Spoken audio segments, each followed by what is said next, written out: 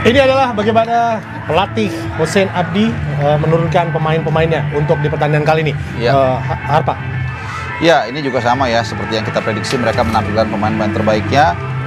Salah satunya tentunya Arsa Shakori, penjaga gawang dari Iran. Kemudian juga ada Taheri yang sudah mencetak 2 gol. Kemudian juga Gandipur, 2 pemain yang tentunya wajib diwaspadai oleh pertahanan Jepang.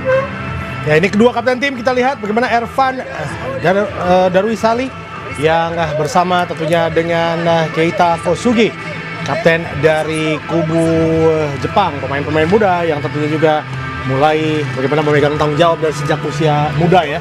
Kalau kita lihat di sini, dan yang pasti bagi Jepang dan juga Iran ini akan menjadi sebuah pertarungan besar karena kita tahu bahwa Jepang sendiri adalah pemegang gelar yang harus ditakuti di sini, Harpa. Ya, secara klasik memang kalau kita lihat Jepang ini tim yang sangat solid di kelas usia. 3 kali mereka sudah memuncaki ajang ini, Piala Asia atau AFC Cup 3 musim terakhir, bahkan mereka juga juara bertahan. Ya, ini adalah head coach Yoshiro Moriyama menurunkan Wataru Goto, Haruto Matsumoto, Keita Kosugi, Kaito Tsuchiya, Shuto Nagano, Ryonosuke Yada, ada juga Ryonosuke Sato. Dan yang pasti di depan mereka mengandalkan Michiwaki yang kemarin mencetak gol menghadapi Australia, dan juga Mochizuki. Ya, sama kalau di Iran tadi mereka punya duet yang mematikan juga. Di Jepang tentunya Michiwaki dan Mochizuki. Ini mereka juga kalau kita lihat di daftar top skor sudah atau masing-masing mencetak 3 gol ya. Jadi sangat berbahaya, dan mereka lah representasi dari ketajaman atau kesuburan atau agresivitas dari tim Matahari Terbit Under 17. Ya, dan tentunya wasit yang memimpin pertandingan Nasrullah Kabirov. Yang pasti kita akan melihat bagaimana siapa tim yang masuk ke partai final antara Iran ataupun Jepang di Thammasat Stadium di Pattani. Dan yang pasti bagi Iran sendiri tidak mudah untuk melaju ke partai semifinal karena mereka harus berjuang keras menghadapi Yaman. Betul, kalau kita lihat bahkan kalau kita lebih jauh lagi rentetannya, mereka sepertinya tertati-tati kalau saya boleh mengatakan ya.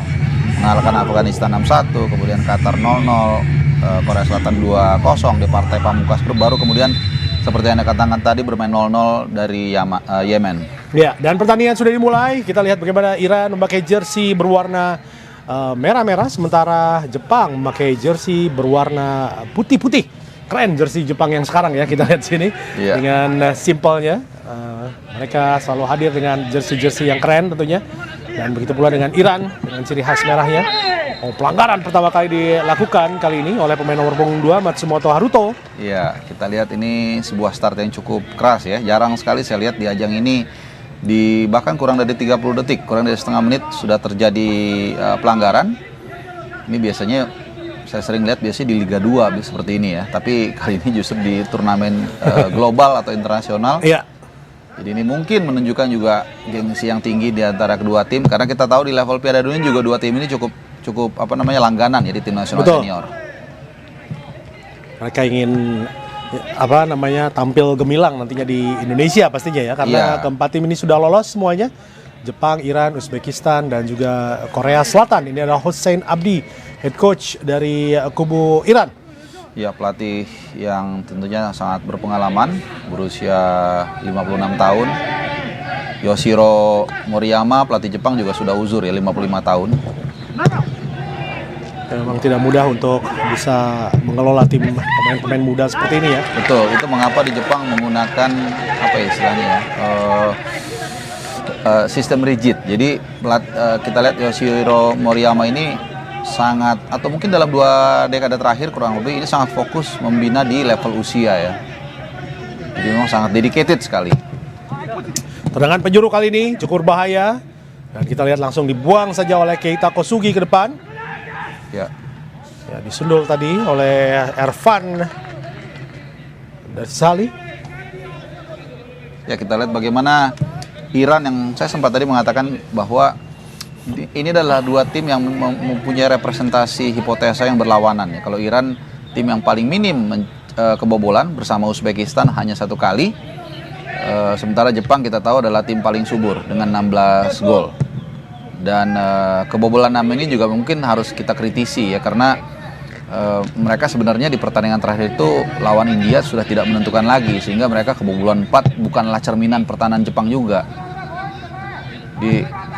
Dan 2 kali kebobolan mereka dari Australia, dan juga di pertandingan pertama saat itu menghadapi Uzbekistan ini sebagai ya resiko dari permainan Jepang yang agresif.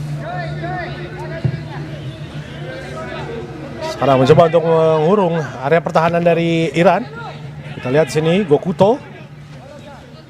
Tarik ke belakang, ada Keita Kosugi. Hati-hati dengan pergerakan dari Gokuto Kawamura. Ini pemain yang sangat berbahaya juga di beberapa pertandingan. Ya. Dengan ciri khas seperti Karim Benzema ya, dengan tangannya dibebat. Ya, dan juga kita lihat Kawamura ini pemain yang sangat lincah dalam mendeliver bola ke jantung pertahanan lawan. Dan kaki kanan dan kaki kirinya bisa mirip-mirip lah, tidak terlalu jomplang bedanya. Ini kita lihat. Oh, umpan yang sangat baik kali ini, tapi kita lihat bagaimana dengan mudah Ervan tadi menyundul bola keluar dari kotak penalti. Oh, sayang sekali terlalu liar tendangan dari Matsumoto Haruto, pemain nomor punggung 2 yang merupakan pemain defender dari kubu Jepang. Kita lihat bagaimana tadi Yoshiro Moriyama. Ya, ini menarik ya percobaan tadi yang dilakukan oleh Matsumoto nomor 2. Ini dia salah satu pemain yang belum mencatatkan namanya di papan skor, karena ini juga menarik ya. Kalau kita lihat Jepang, mereka bukan hanya mencatatkan sebagai tim yang banyak mencetak gol atau paling subur, tapi juga pencetak golnya ini luar biasa banyak ya. Total saya mencatat ada 10 ya, ada 10, jadi sangat-sangat merata, dan ini sangat mencuat ketika Jepang menghadapi India menang 8-4. Jadi di situ pelatih Yoshiro Moriyama memberikan kesempatan bagi pemain lapis 2, dan disitulah para pemain lapis 2 ini unjuk gigi dengan mencetak gol. Iya, karena kunci dari kejuaraan seperti ini tentunya harus merata ya. Iya, betul. Dari pemain yang ada, alias bisa dikatakan juga dalam ya, kedalaman dari skuadnya juga harus betul-betul bagus tentunya. Dan juga tentunya rotasi ya, karena ini kan kelas usia. Memang kadang-kadang harus membagi juga antara ambisi. Misalnya kita lihat di turnamen ini mereka butuh paling tidak semifinal ya untuk bisa lolos ke Piala Dunia U17 nanti di Indonesia, dan juga tentunya kesempatan memberikan minute play bagi pemain yang kurang berpengalaman. Betul. Jadi kombinasi ini yang kadang-kadang memang tidak mudah. Ya, tinggal sekarang bagaimana keinginan dari kedua tim ini, apakah mereka sudah cukup puas dengan lolos ke final untuk di putaran final Piala Dunia nanti, atau memang mengincar trofi di sini ya? Ya, saya pikir tetap ada rasa untuk bisa menjadi yang terbaik di ajang ini. Oh, baik sekali kali ini. Oh, masih ada dengan sangat luar biasa tadi Matsumoto melakukan sundulan tadi. Meskipun badannya tidak setinggi para pemain Iran, tapi keberanian dia untuk berduel tadi sangat luar biasa. Iya, saya pikir strategi dari Iran ini cukup lumayan terlihat jelas lah. Mereka ingin melakukan atau memaksimalkan bola-bola atas, dan salah satunya striker atau target mereka nomor 10 Taheri ini menjadi target. Kalau kita lihat beberapa kali crossing dicoba diarahkan ke dia, walaupun juga tentunya ada Gandipor juga yang juga kita tahu cukup tajam.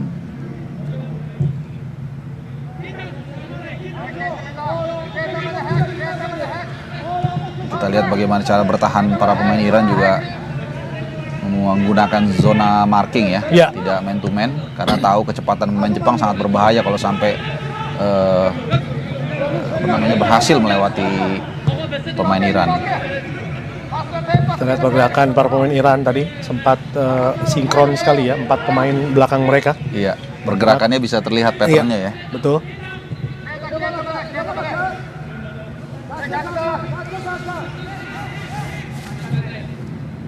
Ya, coba terus mengurung pertahanan dari Iran kali ini.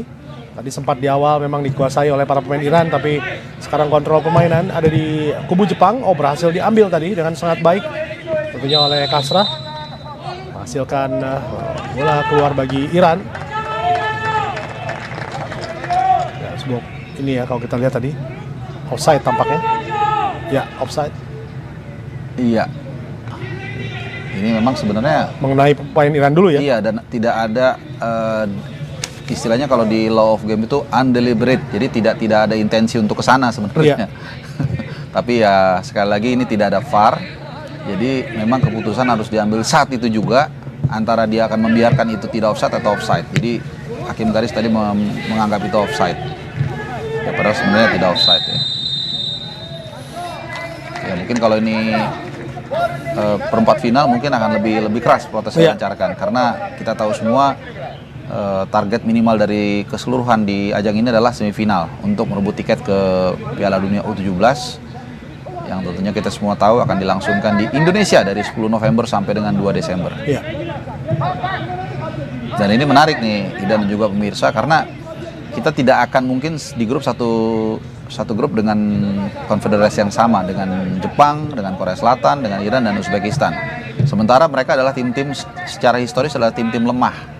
Jadi nanti kita pasti akan salah satunya berhadapan dengan CONMEBOL, tim-tim CONMEBOL atau mungkin CONCACAF atau dari UEFA, Eropa ataupun juga mungkin dari Oseania atau Afrika. Iya. Ya, sebetulnya bagus bagi kita ya untuk bisa menghadapi tim-tim yang tentunya jarang dihadapi ya. Iya, mungkin sebuah tes juga memang ya. Sebuah kita tes. Tergantung kita melihat dari sisi pandang yang point of view yang mana. Betul. Karena kalau point of view untuk juara atau semifinal ya memang sulit. Tapi berat, kalau ya. jika kalah hanya dari tim-tim yang sudah bisa kita hadapi, untuk apa juga ya? Betul. Kita harus mencoba tim-tim lain dari Amerika Latin, dari Afrika bahkan gitu kan. Iya. Kalau menghadapi tim-tim seperti Korea, Jepang, itu sudah biasa ya. Betul. Dan tentunya di tim nasional senior nanti kan akan kita hadapi ya, Iya. di Piala Asia Senior, segrup dengan Irak, Vietnam dan juga Jepang. Betul. Ya, kita lihat bagaimana skill yang sangat baik tadi diperlihatkan oleh Gokuto, dan kali ini gol yang sangat indah tadi. Kita lihat bagaimana Ryusunoke Yada mencetak gol pertama bagi Jepang di menit ke-9 dengan pergerakan yang betul-betul mengagetkan penjaga gawang Arsha Sakouri. Ya, kita lihat what a start buat Jepang ya. Jepang Under 17 di Piala Asia kali ini di semifinal menghadapi Iran. Ya, ini yang saya katakan bahaya sekali pergerakan dari sisi kiri Kawamura. Dari dialah kipas ini ada. Meskipun ada sentuhan sedikit tadi. Ada sentuhan juga dari Sato. Dan ini menarik ya, karena ini gol pemain ke-10 Jepang ini. Ya. Yada belum pernah mencetak gol di ajang ini. Sebenarnya ada 11 juga, satu bunuh diri tapi. Betul. Jadi itu tidak kita hitung. Jadi ini adalah gol pemain yang berbeda yang ke-10 di Jepang. Luar biasa, hampir setiap area, hampir setiap pemain punya potensi atau kemampuan untuk mencetak gol. Satu sentuhan dari Ryosunoke diberikan kepada Ryosunoke yang lainnya. Ryosunoke Sato kepada Ryosunoke Yada. Dan 1-0 Jepang memimpin di menit-menit awal. Ya, tekanan tentunya bagi kubu Iran kali ini. Ya, dan Sato. Ini juga tentunya mengakhiri 334 menit Iran tidak kebobolan. Setelah terakhir kali mereka kebobolan di pertandingan pertama sekali di babak grup dari Afghanistan di menit ke-36 saat itu. Setelah itu 2 pertandingan babak grup mereka tidak kebobolan atas Qatar 0-0 dan juga Korsel 2-0. Di perempat final juga mereka bermain 0-0 selama 120 menit dari Yemen, dan baru kali ini setelah cukup lama mereka akhirnya kebobolan melawan tim yang memang punya kemampuan sangat luar biasa dalam mencetak gol.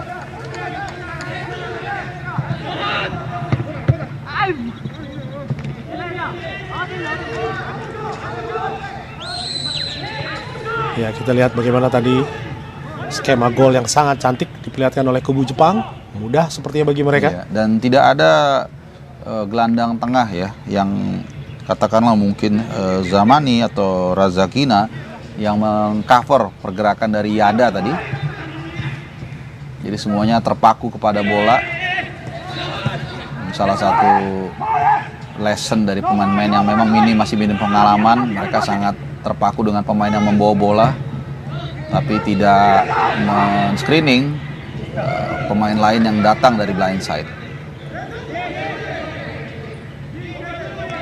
Ya, mereka lihat tidak terburu-buru untuk bisa terus menekan ya. Iya, easy passing istilahnya. Betul. Ya. Harus benar-benar terkonsep permainan dari kubu Jepang ini. Dan kita masih ingat juga ya Bung Didan ketika membawakan Jepang menghadapi India. Saat itu Jepang walaupun secara skill di atas India, tapi mereka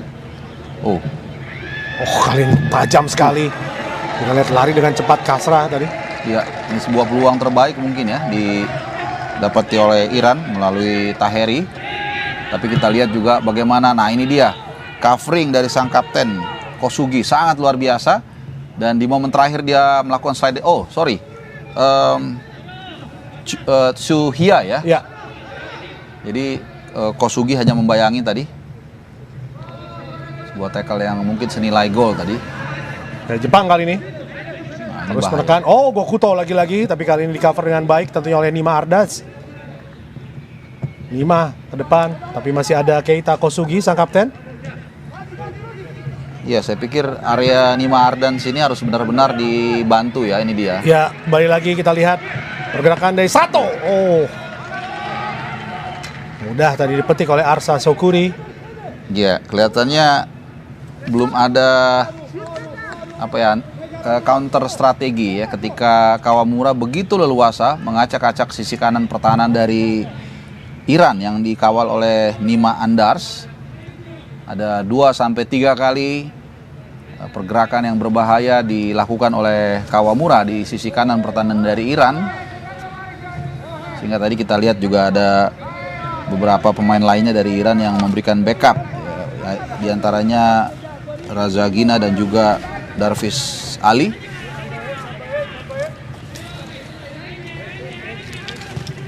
Ya, sementara Jepang juga sama, tidak melakukan high pressing.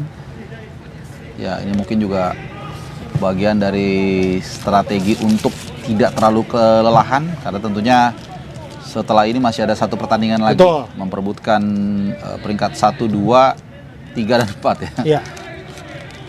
Tapi kalau kita lihat bagaimana tadi Jepang setelah berhasil mencetak gol, mereka bermain lebih rileks ya. Iya.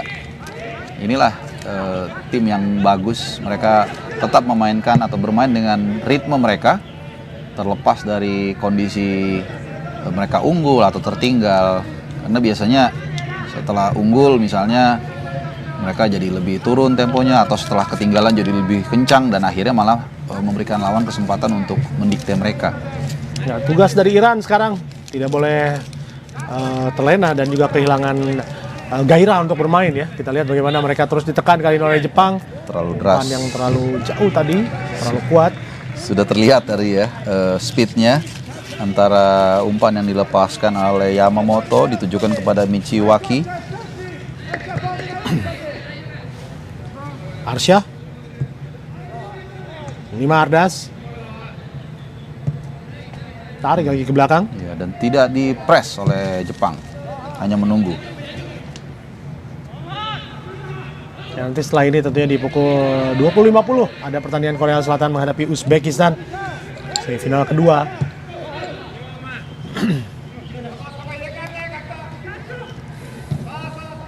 Ke depan kali ini. Ya, lebih dekat tentunya ke tangkapan Goto, penjaga gawang utama dari Samurai Biru.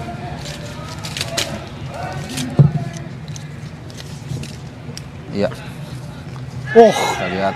bukan sebuah pelanggaran. Oh, pelanggaran Iya, ternyata. pelanggaran ya, karena memang ada dorongan dari Michiwaki tadi ketika berebut bola dengan Ervan Davis Ali. Ini dia. Dan kita lihat juga Ervan tadi mendapatkan bola itu, jadi memang clear sekali pelanggaran. Tadi saya pikir wasit hanya menunggu kalau ini advantage. Ya. Jadi dia memberikan kesempatan 1-2 detik sebelum akhirnya mengambil keputusan yang ini menjadi sebuah pelanggaran. 2 kali Jepang melakukan pelanggaran, sementara Iran belum sekalipun. Ya, Iran masih cukup buntu sekarang untuk bisa membongkar pertahanan dari Jepang. Kita lihat pemirsa di sini pertandingan yang berlangsung di Thammasat Stadium di Patuntani di semifinal pertama tentunya di hari ini Iran menghadapi Jepang. Sebelum nanti kita lihat Korea Selatan menghadapi Uzbekistan. Walaupun tertinggal 1 gol tadi melalui pemain yang bisa dikatakan cetak gol sangat luar biasa tadi, Yada. Ya, kencang sekali tadi golnya Iya. dari dalam kotak penalti. Dan Iran tidak terlalu terburu-buru tentunya untuk bisa mengejar ketertinggalan ya, masih banyak waktu yang mereka Ya, punya. betul. Keuntungan dalam tanda kutip ya. Tertinggal di menit-menit awal justru membuat mereka tidak dikejar ya. Tidak dikejar untuk mencetak gol secepat mungkin. Ya, offside. Dan offside kita lihat.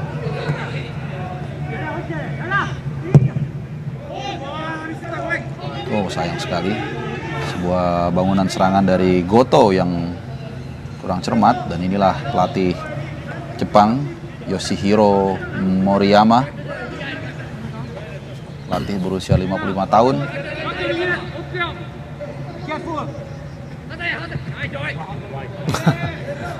Dibuang saja simpel tadi. Iya, Joy Yamamoto tadi yang mencoba beberapa kali melakukan umpan tusukan ke sisi depan.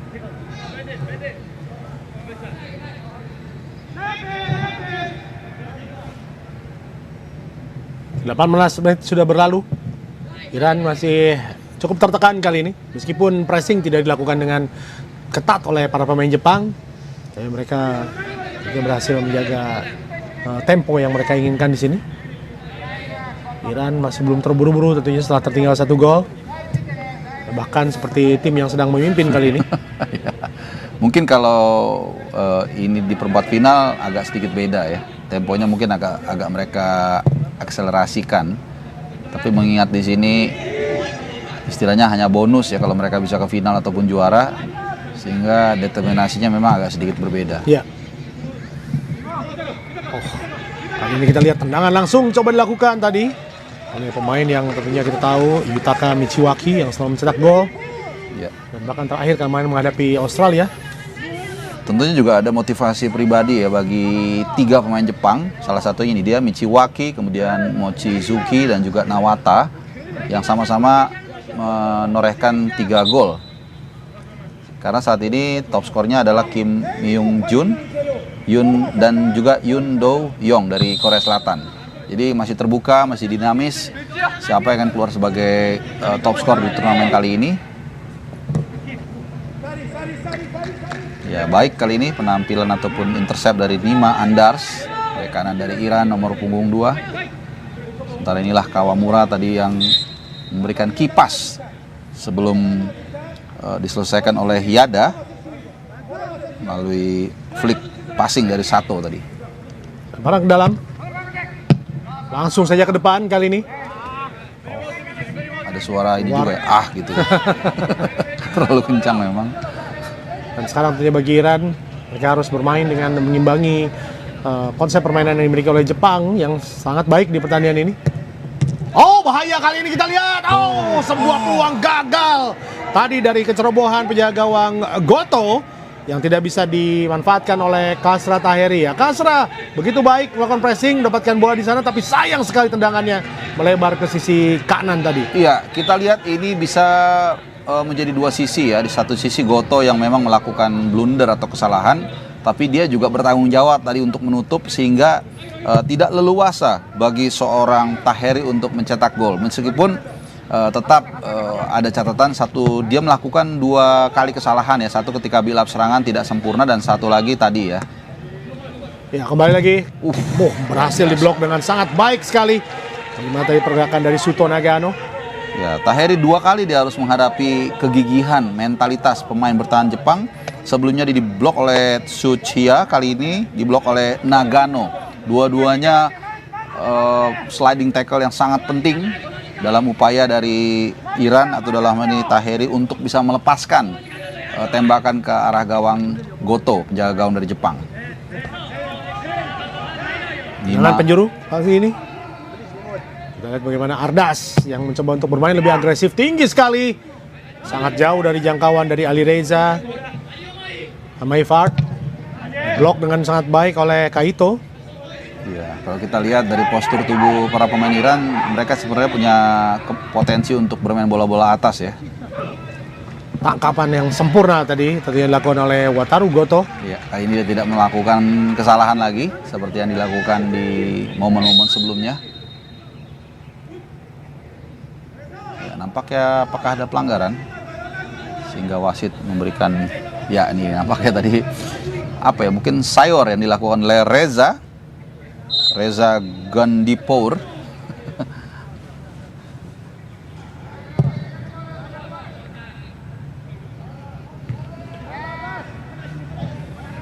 Backheader tadi, pelanggaran kali ini Jepang yang melakukan ya. Sato. Jelas sekali pelanggaran tadi dilakukan. Ya, pemain Jepang ini kecepatannya ini yang sangat luar biasa ya tentunya. Betul. Ya, sedikit tadi disentuh ya. Mempengaruhi karena kita tahu bahwa ini dalam kecepatan yang tinggi pastinya. Iya. sedikit pun sentuhan, sedikit pun hentakan tangan ini akan sangat berpengaruh besar. Sundulan yang sangat baik sekali, kita lihat bagaimana mereka unggul dari sisi tubuh, tapi Jepang tentunya sering sekali unggul dalam bola-bola udara kali ini. Betul, ya itu dia, karena kegigihan mereka, mentalitas mereka dalam berjuang itu yang kadang-kadang membuat lawan juga advantage ya. Ya, advantage masuki kotak penalti kali ini cukup berbahaya. Oke, kehilangan momentum tadi, kita lihat Mahan. Masih Mahan. Ya, inilah yang dikatakan quick decision ya, memang tidak mudah. Dan juga tidak ada teman tadi yang membantu tadi, sehingga kesulitan dalam melakukan final pass untuk mendapatkan peluang. Sayang sekali sebuah momentum sebenarnya didapatkan oleh Iran, dan ini sebelumnya adalah blunder yang hampir saja membuahkan gol bagi Iran. Tapi ini baik sekali Goto tadi membayar kesalahannya. Iya, ini dia menutup, sehingga Tahiri juga tidak leluasa tadi untuk mengincar target atau gawang dari Jepang. Dan Goto pun juga menjatuhkan diri, tangannya berada di sebelah kiri tadi ya. Iya. Bukan sebelah kanan. Kalau sebelah kanan bagi Tahiri akan sangat mudah menceploskan bola ke kanan. Iya, ke sisi yang lebih lebar ya. Iya. Tapi Goto dengan sangat baik tadi justru menempatkan kakinya di sisi luar, dan sangat sulit bagi pemain dari Iran ini untuk bisa memberikan peluang dengan tendangan keras ke sisi sebelah kiri dari penjaga gawang Jepang tadi. Tidak terasa memang waktu sudah memasuki menit ke-25. Keita, sang kapten. Yadai. Oh, ini dia peluang kali ini. Oh, berhasil diblok tadi dengan kaki oleh Arsa Sokuri. Peluang kembali untuk Jepang, tidak kena. Kali ini yang kedua dan masuk kembali. Kita lihat bagaimana dominasi permainan dari Jepang. Di babak pertama ini begitu luar biasa, bertubi-tubi mereka menyerang dan akhirnya 2 gol diciptakan. Dan kembali bagaimana Michizuki yang berhasil mencetak gol kali ini. Iya, ini merupakan gol keempat bagi Mochizuki. Ini kita lihat ada sebuah save cukup bagus dari Sakori. Namun ada Kemelut yang tentunya kita lihat juga lagi-lagi determinasi di sini berbicara, positioning juga berbicara di sini, dan tentunya membuat koleksi gol dari pemain bernomor punggung 8 ini. Mochizuki menjadi 4 sejajar dengan 2 pemain Korea Selatan, Kim Myung Jun dan juga Yeon Du Yong. Kita lihat bagaimana tadi Kohei Mochizuki yang ketika tendangan pertamanya tidak terkena, dia tidak tinggal diam, terus mencari peluang di sana dan berhasil mencetak gol yang kedua bagi kubu Jepang. Nyaman sekarang Jepang unggul atas Iran. Iya, jadi kalau dikatakan gol seperti ini gol keberuntungan atau gol jatuh dari langit, saya rasa tidak ya. Tidak. Tapi juga ada naluri berbicara di sana, kemudian juga positioning yang baik, dan juga pastinya determinasi, mentalitas untuk tidak membiarkan begitu saja ketika ada serangan yang dilancarkan oleh rekan timnya. 2-0 unggul Jepang kali ini. Iran kita lihat harus keluar dari zona nyaman tampaknya sekarang. Tidak boleh dia terlalu santai tadi bermain di belakang dan membiarkan para pemain Jepang menguasai jalannya pertandingan. Iya, betul. Jadi kalau di awal-awal ketika mereka kebobolan di 10 menit pertama 1-0, mereka masih bisa lebih rileks, tapi rasanya sekarang mereka harus lebih intens, harus naikin giginya menjadi gigi 4 atau bahkan gigi 5 ya. Ya. Sekarang kita lihat pressing dilakukan oleh kubu dari Iran ke sisi sebelah kanan sekarang. Bagaimana Jepang masih terus mencoba menekan walaupun telah mencetak gol dari Yada dan juga Mochizuki. Ya, ini seperti yang Anda katakan tadi, ketika pun sudah unggul 1-0, 2-0, mereka ritmenya tidak berbeda jauh, tetap memainkan pola ataupun game plan yang sudah digariskan oleh pelatih tentunya.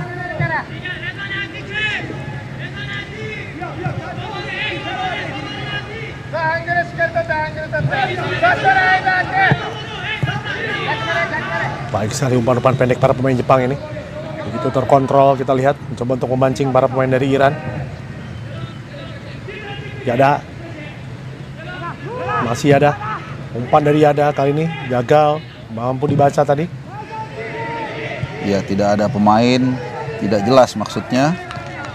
Sekali lagi kalau dalam situasi seperti ini, peran pelatih ini dibutuhkan juga untuk mengembalikan, merekoordinasi game plan yang sudah mereka jalani ya. Kelihatannya para pemain Iran ini agak mulai sedikit istilahnya kena mental, sehingga tidak ada pola yang jelas. Sementara Jepang kita lihat sebaliknya, mereka bermain sangat rapi, terutama tusukan-tusukan final pass-nya itu ya kita lihat juga tadi awal golnya juga kan dari tusukan jantung pertahanan Iran.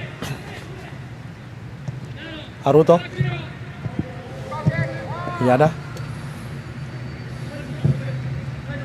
Kosugi. Kembali ke Kaito. Kembali lagi Kosugi. Cari kawan di kotak penalti, kita lihat Kosugi. Rapat sekali kita lihat bagaimana jarak antara pemain Jepang ini. Iya, garis pertahanan Jepang juga begitu tinggi. Oh, ini dia kembali sebuah peluang coba dibuka oleh kubu Jepang. Sangat berbahaya, jarak tembak yang baik sekali dan tentunya sayang sekali keluar. Kohei Mochizuki kembali lagi memberikan ancaman. Iya, kita lihat ada di 15 menit awal kurang lebih Jepang banyak memainkan posisi atau pemain sayap Kawamura, tapi di interval berikutnya atau di 10-15 menit terakhir mereka justru berusaha untuk menusuk dari jantung pertahanan mereka langsung dengan melakukan forward passing.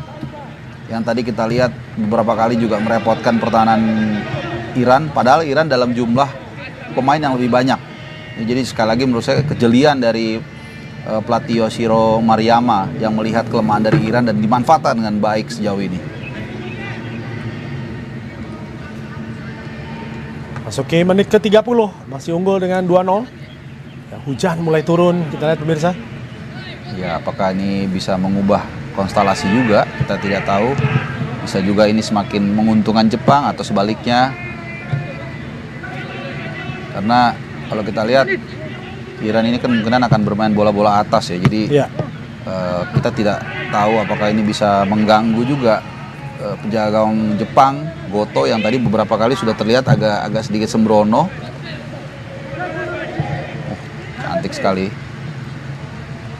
handling ball. Memang terlihat cukup berat ya pergerakan para pemain dari Iran ini. Iya, dengan tentunya menggotong tubuhnya yang terlihat lebih berisi dibandingkan para pemain Jepang. Dalam body balance mungkin agak lebih diuntungkan, tapi secara endurance pasti akan sangat menguras tenaga ya.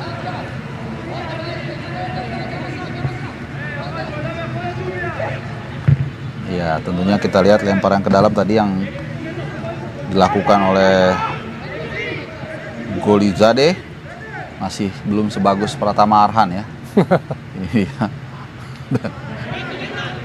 Ya bahkan kalau kita lihat juga beberapa liga sekarang contohnya juga melarang penggunaan handuk ya untuk mengeringkan bola, karena itu sangat membantu bagaimana seperti Arhan dalam melempar bola harus dalam keadaan kering. Dan tentunya kalau kita lihat di Liga Inggris pun juga tidak boleh ya menggunakan handuk. Nggak boleh ya. Jadi biasanya mereka dengan menggunakan baju ya, karena dia Rory Delap ya. Betul. Karena itu memang part of the game. Dan sementara kita lihat cooling break dilakukan oleh dua tim tentunya. Sebuah metode yang memang secara resmi diperkenalkan pada Piala Dunia 2014 ya di Brazil. Karena saat itu kita tahu Brazil adalah kawasan tropis, lembab, kemudian juga Juni-Juli itu kan panas sekali, jadi sangat ya istilahnya sangat menguras tenaga. Ini dia gol yang terjadi tadi, bagaimana dengan sangat baik ya Yada menendang ke arah yang tentunya tidak diduga sama sekali oleh penjaga gawang dari Arsa juga. Iya, selain kencang dan juga nampaknya penjaga gawang tertutup ya. Dan kita lihat ini sebuah peluang. Ini andai menjadi gol, ini tentunya akan menjadi gol yang sangat luar biasa bagi kubu Iran, akan memompa semangat mereka. Iya, saat itu kondisi 1-0 ya. Dan kemudian ada gol, ini dia gol kedua dari Jepang. Dari scrimmage yang dihasilkan oleh pemain bernomor punggung 8. Ya, Mochizuka. Ya sejauh ini bagi Iran berat ya sepertinya kalau kita lihat dari sisi permainan yang diusung. Ya, tentunya mereka harus mengubah sedikit strategi mereka. Dengan cara yang sama mereka tidak akan bisa mendapatkan hasil yang berbeda, dan kita akan tunggu tentunya apa yang akan dilakukan oleh pelatih Iran, Hussein Abdi. Apakah mungkin juga dengan mengganti pemain atau mungkin merubah gaya bermain mereka. Walaupun sekali lagi ini quote by quote sudah tidak menentukan lagi, dalam arti tiket yang bisa diperebutkan untuk ke Piala Dunia U17 sudah selesai. Ya, betul sekali, dan yang pasti kita lihat di sini para pemain dari Iran sekarang mencoba untuk bertarung dengan sebaik-baiknya menghadapi para pemain Jepang ini. Ya. Memang kalau kita tahu sulit sekali bagi para pemain Iran sekarang Ya, untuk ini lebih banyak bergerak. Betul, ini salah satu deliver ball yang cukup efektif kita lihat dari dilakukan Iran. Mereka punya pemain bukan hanya satu, bahkan hanya ada 2-3 yang bisa memantulkan bola, menguasai bola ketika menerima long ball. Dan kita lihat tadi sebuah long ball yang menghasilkan tendangan bebas, dan kemudian tentunya ini yang mereka inginkan, bola-bola atas. Kita akan lihat, apalagi hujan juga sudah cukup deras ya mengguyur stadion. Sekarang tentunya tendangan yang harus dimanfaatkan oleh para pemain Iran di sini. Coba dilakukan pemain nomor punggung 2, Nima Ardas. Kotak penalti langsung, sangat baik tampaknya. Oh, sebuah tip yang sangat bagus dilakukan oleh Wataru Goto. Offside lebih dulu ya, ataukah ada pelanggaran? Kita akan lihat, atau mungkin handsball. Oh, offside ya. Offside jelas. Tapi Ada Wataru dua. Goto kita lihat refleksnya sangat baik sekali. Iya, di luar tadi ada offside, memang penyelamatan dari Goto sangat luar biasa ya. Tapi ini wajahnya udah dewasa-dewasa semua ya, Bu Bidan. Ini umurnya palingan 16 tahun. Iya, karena seperti biasa kalau Iran ya tentunya. Iya, Timur Tengah ya, terlihat lebih dewasa dari umurnya kalau kita bandingkan dengan orang Asia tentunya. Betul.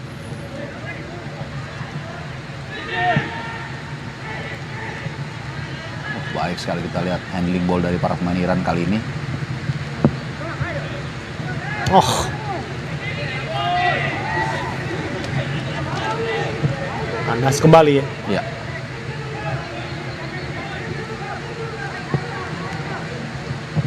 Langsung depan. Tidak ada kawan di sana.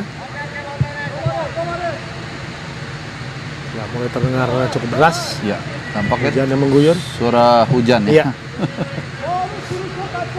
Ya, memang dari informasi cuaca yang kita peroleh, cuacanya sebenarnya tidak terlalu panas. Betul. Hanya 27 derajat, ini cukup ideal sebenarnya. Mungkin karena itu menjelaskan kenapa hujan itu ya. Jadi udaranya tidak sangat ideal. Lepas kita lihat.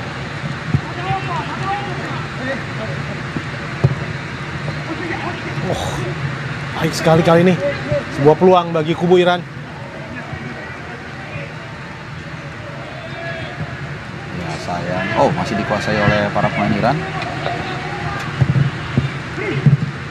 Oh, Apakah tendangan penjuru ya? Sebuah clearance yang tadi tidak terlalu sempurna Iya. dari Yamamoto, gelandang bertahan dari Jepang. Kita sudah melihat jam pelatih Hossein Abdi dari Iran. Kesempatan bagi Iran untuk mencoba memperkecil kedudukan di 9 menit menjelang turun minum. Kita lihat ada 4-5 mungkin pemain berbaju merah, dan benar yang Anda katakan, hujan nampaknya lebih deras ya. iya. Kita bisa lihat dari suara di mic boom yang masuk.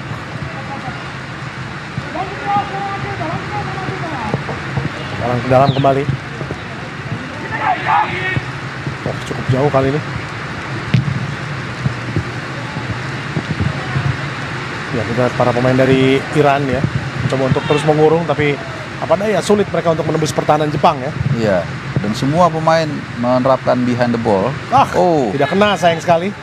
ya coba memberikan kepada Nafari. Ini basian tadi dari tendangan penjuru ya, Nafari pemain belakang yang naik ke atas untuk menjemput bola tendangan penjuru. Kita lihat Iran mulai mempres, melakukan high pressing.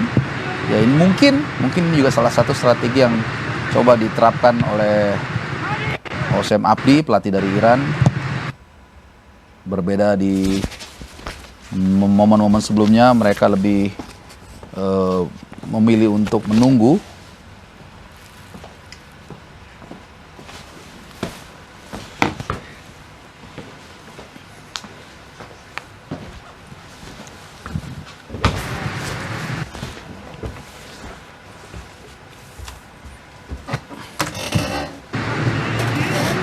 Ya, ini dia kita lihat bagaimana sebuah peluang tadi yang dilakukan oleh Gokuto. Sekali lagi masih menebar ancaman para pemain dari Jepang ini terhadap Iran. Iya, saya pikir mereka juga memanfaatkan tingginya atau agresivitasnya para pemain Iran dengan melakukan counter attack, dan tadi satu hampir saja berbuah gol. Oh, jatuh ke kaki para pemain Iran sekarang. Coba untuk terus menyerang, kali ini berhasil kembali diambil oleh pemain Jepang. Buang saja ke sisi sebelah kiri tadi dan menghasilkan lemparan ke dalam. Kita lihat bagaimana pergerakan dari para pemain belakang Jepang juga sangat apik sekali ya. Betul, ya mereka seperti sebuah sistem mekanika yang sudah tahu ketika ada yang out of position saling mengisi satu sama lain. Terbukti ketika ada dua peluang dari Taheri, dua pemain berbeda bisa mengcover dia dan menggagalkan peluang ataupun ancaman yang coba diciptakan oleh Taheri, pemain atau striker dari ini dia. Iya. Dari Iran. Ditarik tadi. Ya, ini ya ini memang pemain yang sangat berbahaya ya kalau kita lihat Kasrat Taheri ini. Tapi melihat penampilan Iran ketika menghadapi Yaman, tentunya mereka banyak harus berbenah ya, karena Yaman bisa memberikan ancaman kepada Iran dan bahkan juga memaksa Iran untuk tidak bisa membobol gawang mereka. Setuju ya. Itu yang saya katakan di awal, walaupun mereka punya tagline yang cukup wow ya, artinya mereka lolos ke semifinal hanya kebobolan sekali ya. Kalau kita hanya lihat statistik murni memang terkesan sangat kuat ya, tapi kalau kita lihat lawan-lawannya ini mereka relatif sebenarnya bisa menang lebih banyak harusnya kalau kualitas mereka memang bagus ya. Gagal kembali Iran memberikan umpan-umpan seperti ini juga sangat percuma, karena kita lihat para pemain Jepang cepat sekali mengcover dan juga sangat baik untuk terus memberikan pressure kepada penyerang-penyerang Iran di sini. Sangat kesulitan kembali lagi, meskipun Jepang harus waspada ya dengan kesalahan seperti ini yang mereka lakukan di kotak penalti. Iya. Oh, baik sekali umpan kali ini. Samian, gagal. Dan ini dia pemain yang paling ditakuti ya, Gokuto tadi. Iya, keluar.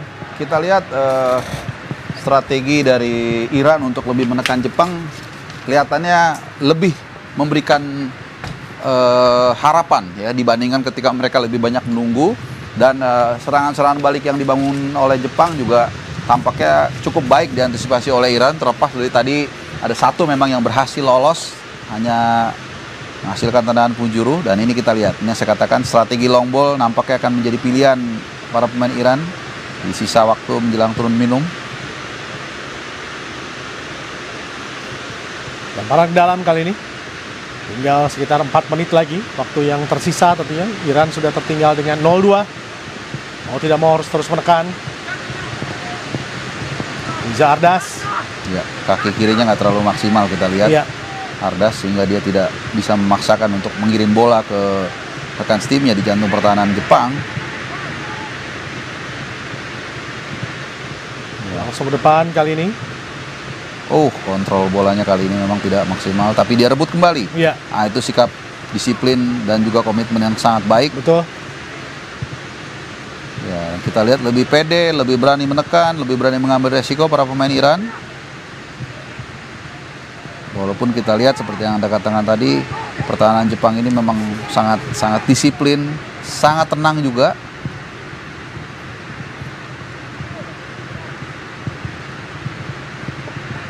Ya, kita lihat Iran bisa memberikan tekanan sampai di garis sepertiga pertahanan dari Jepang. Tapi setelah itu mereka tidak bisa mengkreasikan atau banyak menciptakan peluang. Ini yang mungkin menjadi isu atau hal yang harus dibenahi oleh Hossein Abde di babak yang kedua nanti kalau memang tidak ada perubahan skor.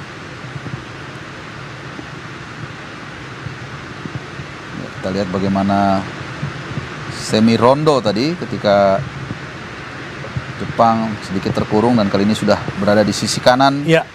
Semakin deras ya. Iya. Hujannya.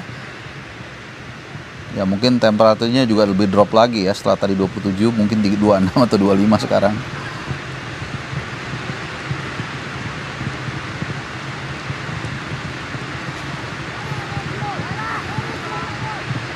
Ya, posisi sebelah kiri pertahanan dari Iran sekarang. Coba untuk mendeliver bola kali ini ke kotak penalti. Tapi sangat jauh tampaknya Gakuto maksud saya, Kawanura yang dituju tadi membantu menyerang Keita. Kembali kita lihat Yada. Kehilangan bola tadi, mulai tampak licin ya sekarang Iya. lapangannya, dan tentunya diambil oleh Ali Reza sekarang. Masih Ali Reza. Terjatuh. Licin sekali. Sayang ya, sebuah peluang seperti ini bisa terjatuh. Iya. Ini sudah mulai ganti pool tampaknya. Iya, mungkin harusnya ganti pool 6 ini. Iya. Karena Tadi kondisinya kering ya. betul kering, dan lapangannya kan ya saya asumsikan bagus. Kemudian datang hujan, ini pasti licin sekali ya. Iya. Mungkin aja sebelum ini dia pakai pool banyak istilahnya saya. Tapi pasti agak lebih licin sekarang. Langsung ke depan kali ini. Kita lihat terjatuh kembali ketika melakukan sliding. Ini ditunggu saja bagaimana, takutnya ada kesalahan di fatal ya di depan gawang misalnya, Betul. yang akhirnya membuat para pemain belakang ini melakukan blunder. Sayang sekali tidak bisa diselamatkan tadi. Tapi so far kalau kita lihat lapangannya bagus ya, Bung Iya. Didan ya. Tidak ada genangan sedikit pun. Jadi ya ini lagi kalau kita tarik nanti ke Piala Dunia U17 di kita harus lebih bagus lagi nih. Iya. Berhasil Diambil, direbut. berhasil kali ini. Baik sekali turnaround tadi yang dilakukan. Luar biasa. Bagaimana akhirnya bisa mencari peluang tadi untuk bisa mencetak gol Reza, tapi berhasil ditepis oleh Wataru Goto.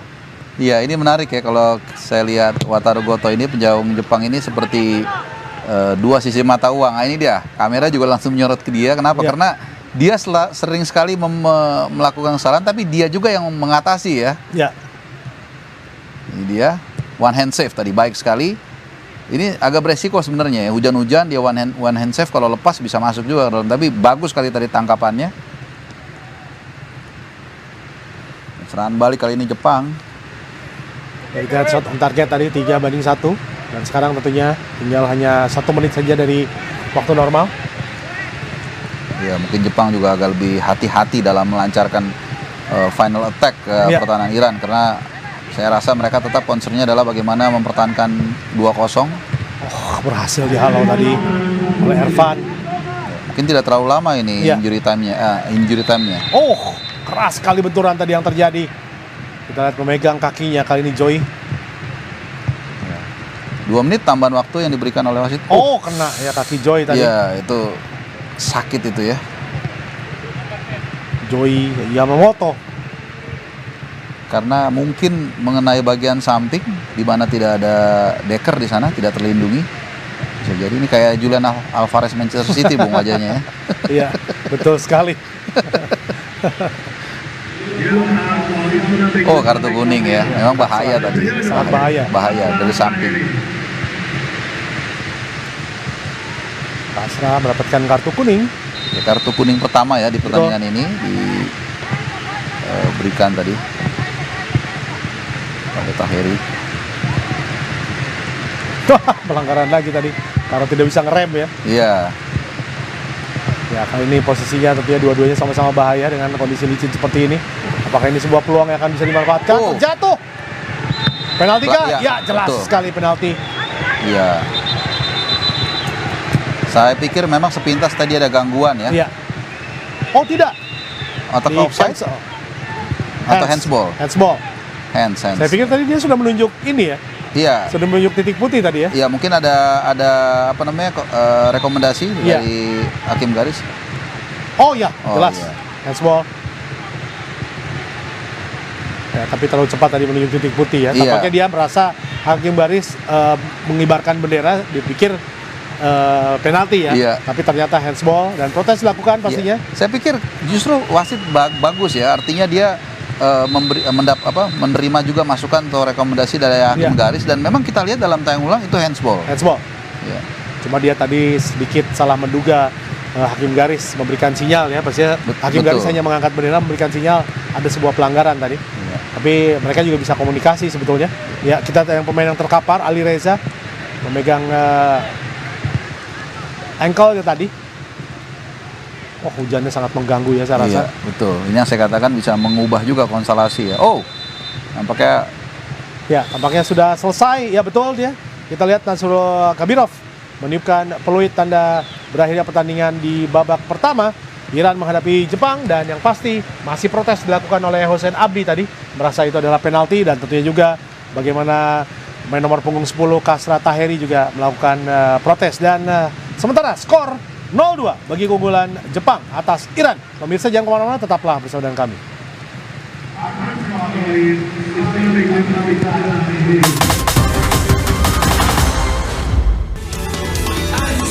Kita menyaksikan bagaimana Jepang tampaknya begitu mudah untuk bisa unggul atas Iran dengan skor 2-0. Tapi kalau kita lihat masih babak pertama, Arpa di sini tadi kita sudah membahas bahwa Iran memang lolos dengan cukup mudah sebetulnya dari fase grup, dan juga akhirnya membuat mereka juga menjadi mudah untuk dikuasai oleh Jepang.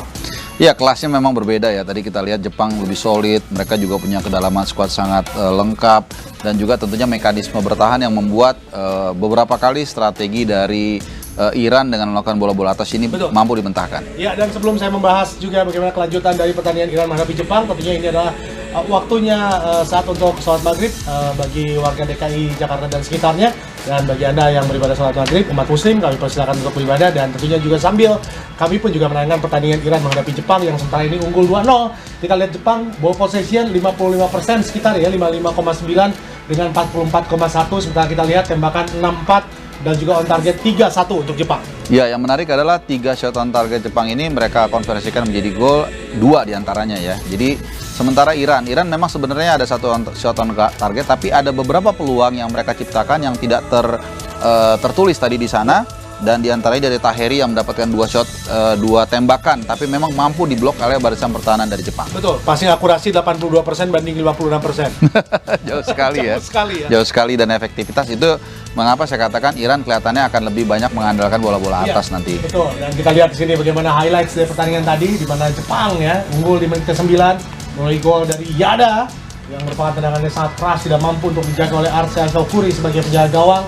Tidak banyak yang bisa diperbuat oleh Arsa Shokuri, tadi sudah bergerak ke sisi sebelah kiri dan bolanya diarahkan ke sisi sebelah kanan gawang. Iya. Terhalang pemain nomor 2.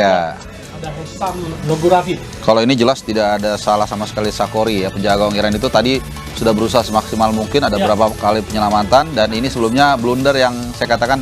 Nah, ini yang seperti yang saya katakan tadi, ini tidak masuk shoot on goal, tapi kan ini peluang emas sebenarnya ya. Dan ada 2 atau 3 kali saya mencatat Goto melakukan kesalahan elementer, walaupun yang saya katakan tadi saat play by play dia juga yang membereskan. Betul, tidak boleh ya dalam kondisi yang seperti ini di partai semifinal, atau apalagi di final nanti dalam melakukan kesalahan. Dan ini adalah gol yang terjadi. Kita lihat bagaimana Mochizuki dengan determinasinya, dengan keototannya, tidak kena sekali kiri yang digunakan. Iya, ini dengan ini kita lihat, ya ini juga sama ya dari jarak dekat, tentunya no chance sama sekali bagi Shokuri. Dan 2 gol dengan bangunan serangan yang berbeda. Kalau di momen pertama bermain sayap, di momen kedua adalah umpan kunci dari tengah tadi yang saya pikir dilakukan diawali dari Yamamoto, ada tembakan kemudian dihalau dan ada rebound dan kemudian diselesaikan oleh Mochizuki. Betul. Masih ada babak kedua tentunya bagi Iran untuk bisa menyamakan kedudukan atau bahkan mungkin bisa mengungguli. Akankah terjadi seperti itu? Akan kita bahas.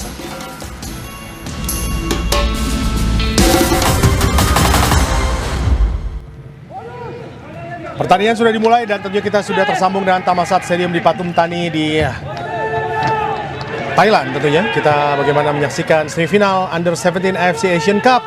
Iran menghadapi Jepang. Iran memakai jersey berwarna merah-merah, sementara Jepang memakai jersey berwarna putih-putih.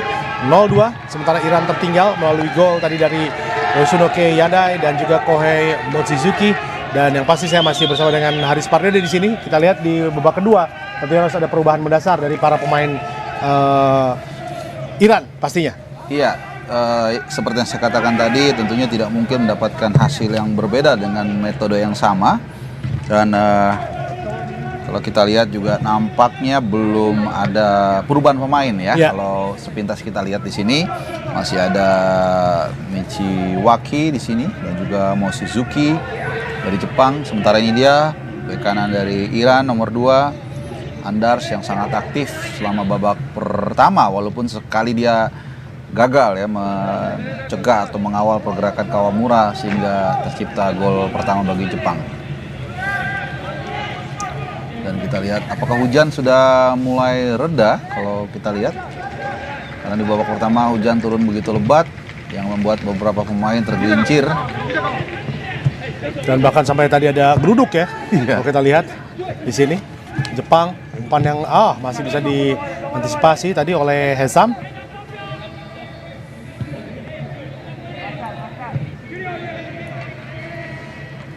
Sato. Oh, ini dia. Ya. Kencang sekali geluduknya tadi. Tapi di dalam stadion tentunya sudah bisa dikatakan ada anti petir ya, yang pasti. Betul, di atap-atap stadion. Betul. Ya, mudah-mudahan kita berharap pertandingan ini berlangsung lancar dan aman. Karena kita lihat atau kita dengar mengerikan juga bunyi geluduknya ya, atau bunyi petirnya. Ya ada. Kembali kita lihat Koi. Apik sekali para pemain Jepang ini. Kita lihat sangat berani mereka memainkan bola-bola pendek di area pertahanan mereka. Oh, terjatuh kali ini. Memang cukup frustasi para pemain dari Iran pastinya. Iya, dan cerdik sekali bagaimana Matsumoto keluar dari jepitan para pemain Iran ini dia dan memasukkan badannya ketika bersinggungan dengan Raza Ginia, sehingga memang dalam posisi yang dilanggar. Ini dia Sadegi dan pelatih Jepang yang kelihatannya sangat tidak bisa tenang, walaupun sekali lagi mereka sudah mengantongi tiket ke Piala Dunia U17, tapi tentunya ada ambisi untuk bisa mempertahankan gelar ini dan juga semakin memuncaki mereka sebagai tim yang paling banyak juara di ajang ini. Dan bahkan dalam 10 tahun terakhir juga mereka hanya 2 kali gagal ke fase semifinal. Sebuah torehan yang sangat luar biasa. Nah, terus menekan kita lihat para pemain dari Jepang, karena ini modal yang sangat penting bagi mereka untuk ke partai final. Tidak mudah memang, apakah mereka akan bertemu dengan seteru abadinya Korea Selatan atau mungkin tim yang sangat mengejutkan yang potensinya tinggi sekali ya, Uzbekistan. Iya. Sekali lagi. Saya pikir kalau kita sedikit bicara semifinalis lainnya yang nanti akan juga ditayangkan oleh iNews antara Korsel dan juga Uzbekistan, ini tidak mudah bagi Korsel ya. Kalau kita melihat bagaimana Uzbekistan bisa menyingkirkan Arab Saudi yang tidak kebobolan di fase grup dan mereka bermain sangat tenang di bawah tekanan, ini menunjukkan bahwa Uzbekistan juga punya mental ya. Dan tentunya juga akan menjadi lawan dari pemenang partai ini nanti. Ya, ini dia pelatih Hosem Abdi yang di babak pertama melakukan protes yang cukup keras nampaknya, sehingga wasit Wasrullah memberikan beliau kartu kuning setelah ada sebuah insiden handsball di kotak penalti Korea Selatan. Ya, nampaknya dia mungkin memprotes bahwa handsball tersebut terjadi karena ini dia bahaya. Dipetik saja di udara tadi oleh Wataru Goto ya. Pemberi umpan sendiri malah terjatuh tadi ya. Iya. Cukup berani dia dan juga tepat keputusannya, tangkapannya juga lengket dan kita mesti ini play on ya. Iya. Shoulder to shoulder. Kembali kita lihat mencari kawan di sana. Salah kembali lagi. Ya, salah betul. Apa yang dilakukan tadi oleh Amir Mohamed, dan sekarang kembali Jepang menguasai jalan pertandingan. Kembali kita lihat bagaimana pergerakan yang cukup berbahaya dari Gokuto Kawamura, pemain yang memakai ikat ya di tangan kirinya, tangan kanannya maksud saya. Ya. Terlihat jelas tadi bergerak di sektor sebelah kiri, selalu dengan sangat baik sejak di babak pertama bahkan. Ya, kali ini Jepang terus memaksimalkan sektor flank mereka. Di sana mereka unggul dengan kecepatan. Sato, Haruto. Ya, memainkan tempo terlihat sekali para pemain Jepang. Biasanya diginiin 1 menit pemain lawan pasti nggak sabaran, akhirnya naik ke depan. Ya. Disitulah Itu yang ditunggu. Ya, itu yang ditunggu betul.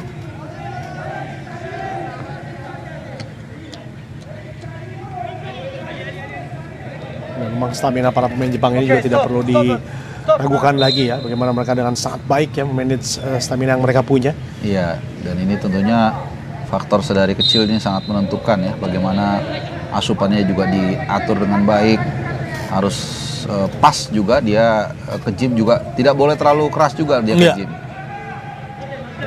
Pergerakan cepat oleh Kasra Taheri, masih Kasra sudah mendapatkan 1 kartu kuning, umpan dari Kasra. Sayang sekali gagal dengan sangat baik sang kapten Keita Kosugi tadi mengawal siapapun itu yang diberikan umpan oleh Kasra. Kali ini Jepang mencoba untuk terus menyerang. Sato, masih Sato, lewati 3 pemain dia mencoba, tidak berhasil kali ini. Tentunya ada Hesam dengan sangat baik mengambil tadi. Sato mencoba untuk merebut kembali, gagal. Iya, kita lihat tadi ada sebuah bangunan serangan yang berbeda, di mana Kasra Taheri yang biasanya menunggu dan menunggu, kali ini juga mau untuk menyamping keluar untuk memberikan servis bagi rekan setimnya, dan kita lihat apa yang terjadi. Ya, dia memberikan wasit memberikan tanda stopwatchnya mungkin dimatiin sementara ya. Kita tidak tahu ada apa. Apakah karena petir tadi? Iya. Karena ini sangat berbahaya. Sangat ya. berbahaya, betul. Mungkin tadi petir barangkali ada sedikit menyambar. Saya katakan tadi juga. Menunjuk ke atas langit tadi. Iya. Makanya tadi saya mengatakan semoga pertandingan ini berlangsung dan aman dan nyaman, karena kita dengarnya aja agak ngeri ya. Petirnya sangat besar. Jadi sebuah keputusan yang sangat baik diambil oleh wasit Nasrullah. Ya, meskipun kita tahu bahwa di stadion ini juga pastinya ada penangkal petir, tapi tidak terasa aman. Langit sangat gelap tadi di atas, dan tentunya para pemain masuk kembali dulu ke locker room. Ini mungkin akan sangat lama. Kita lihat match suspended Weather. karena ada weather problem di sini pastinya. Ya. Weather/storm harusnya. Kita akan lihat akan berhenti berapa lama. Iya, jadi Sangat terbuka pastinya, tidak seperti GBK ya. Iya. Yang tertutup. Ini masih cukup tidak nyaman tentunya. Kalau kita lihat juga wasit dari Nasrullah Kabirov juga pastinya berpikir untuk bisa dikatakan juga ada keselamatan bagi dia juga ya. Iya, untuk keselamatan semua pihak ya, 22 pemain plus kemudian 2 hakim garis dan satu wasit utama yang bersangkutan sendiri. Dan juga jangan lupa di pinggir-pinggir lapangan itu kan juga ada ball boy yang punya potensi. Sebenarnya kalau kita bicara sedikit fisika, yang paling aman itu penjaga gawang, karena di situ ada tiang gawang, karena petir itu biasanya menyambar titik yang lebih tinggi ya. Meskipun di atas ada yang jauh lebih tinggi, tapi dalam skala yang paling ditakutkan itu adalah di tengah sebetulnya. Iya. Karena jauh dari mana-mana. Iya. Jadi sekali lagi ini keputusan yang mungkin baru pertama kali ya saya lihat pertandingan sepak bola dihentikan gara-gara ada petir ini ya, yang saya pernah lihat. Dan hujannya sudah reda sebetulnya. Kita menunggu dan sambil melihat juga bagaimana pertandingan akan diberhentikan berapa lama pastinya. Iya, betul sekali. Kalau kita lihat sepintas memang sudah tidak ada gemercik air hujan di pinggir-pinggir lapangan. Dari genangan-genangan yang ada biasa kita bisa lihat akan bergoyang kalau memang hujan itu turun, tapi ini kita lihat tidak ada. Dan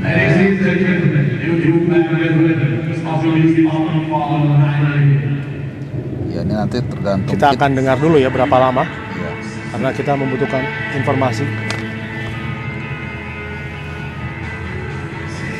Dan kita akan lihat juga ya perkembangan situasi cuaca. Tentunya ini sangat-sangat menjadi domain dari sang wasit Nasrullah yang selama ajang ini memimpin cukup baik. Bahkan secara umum juga kalau kita sedikit bicara sang pengadil, ya nampaknya relatif cukup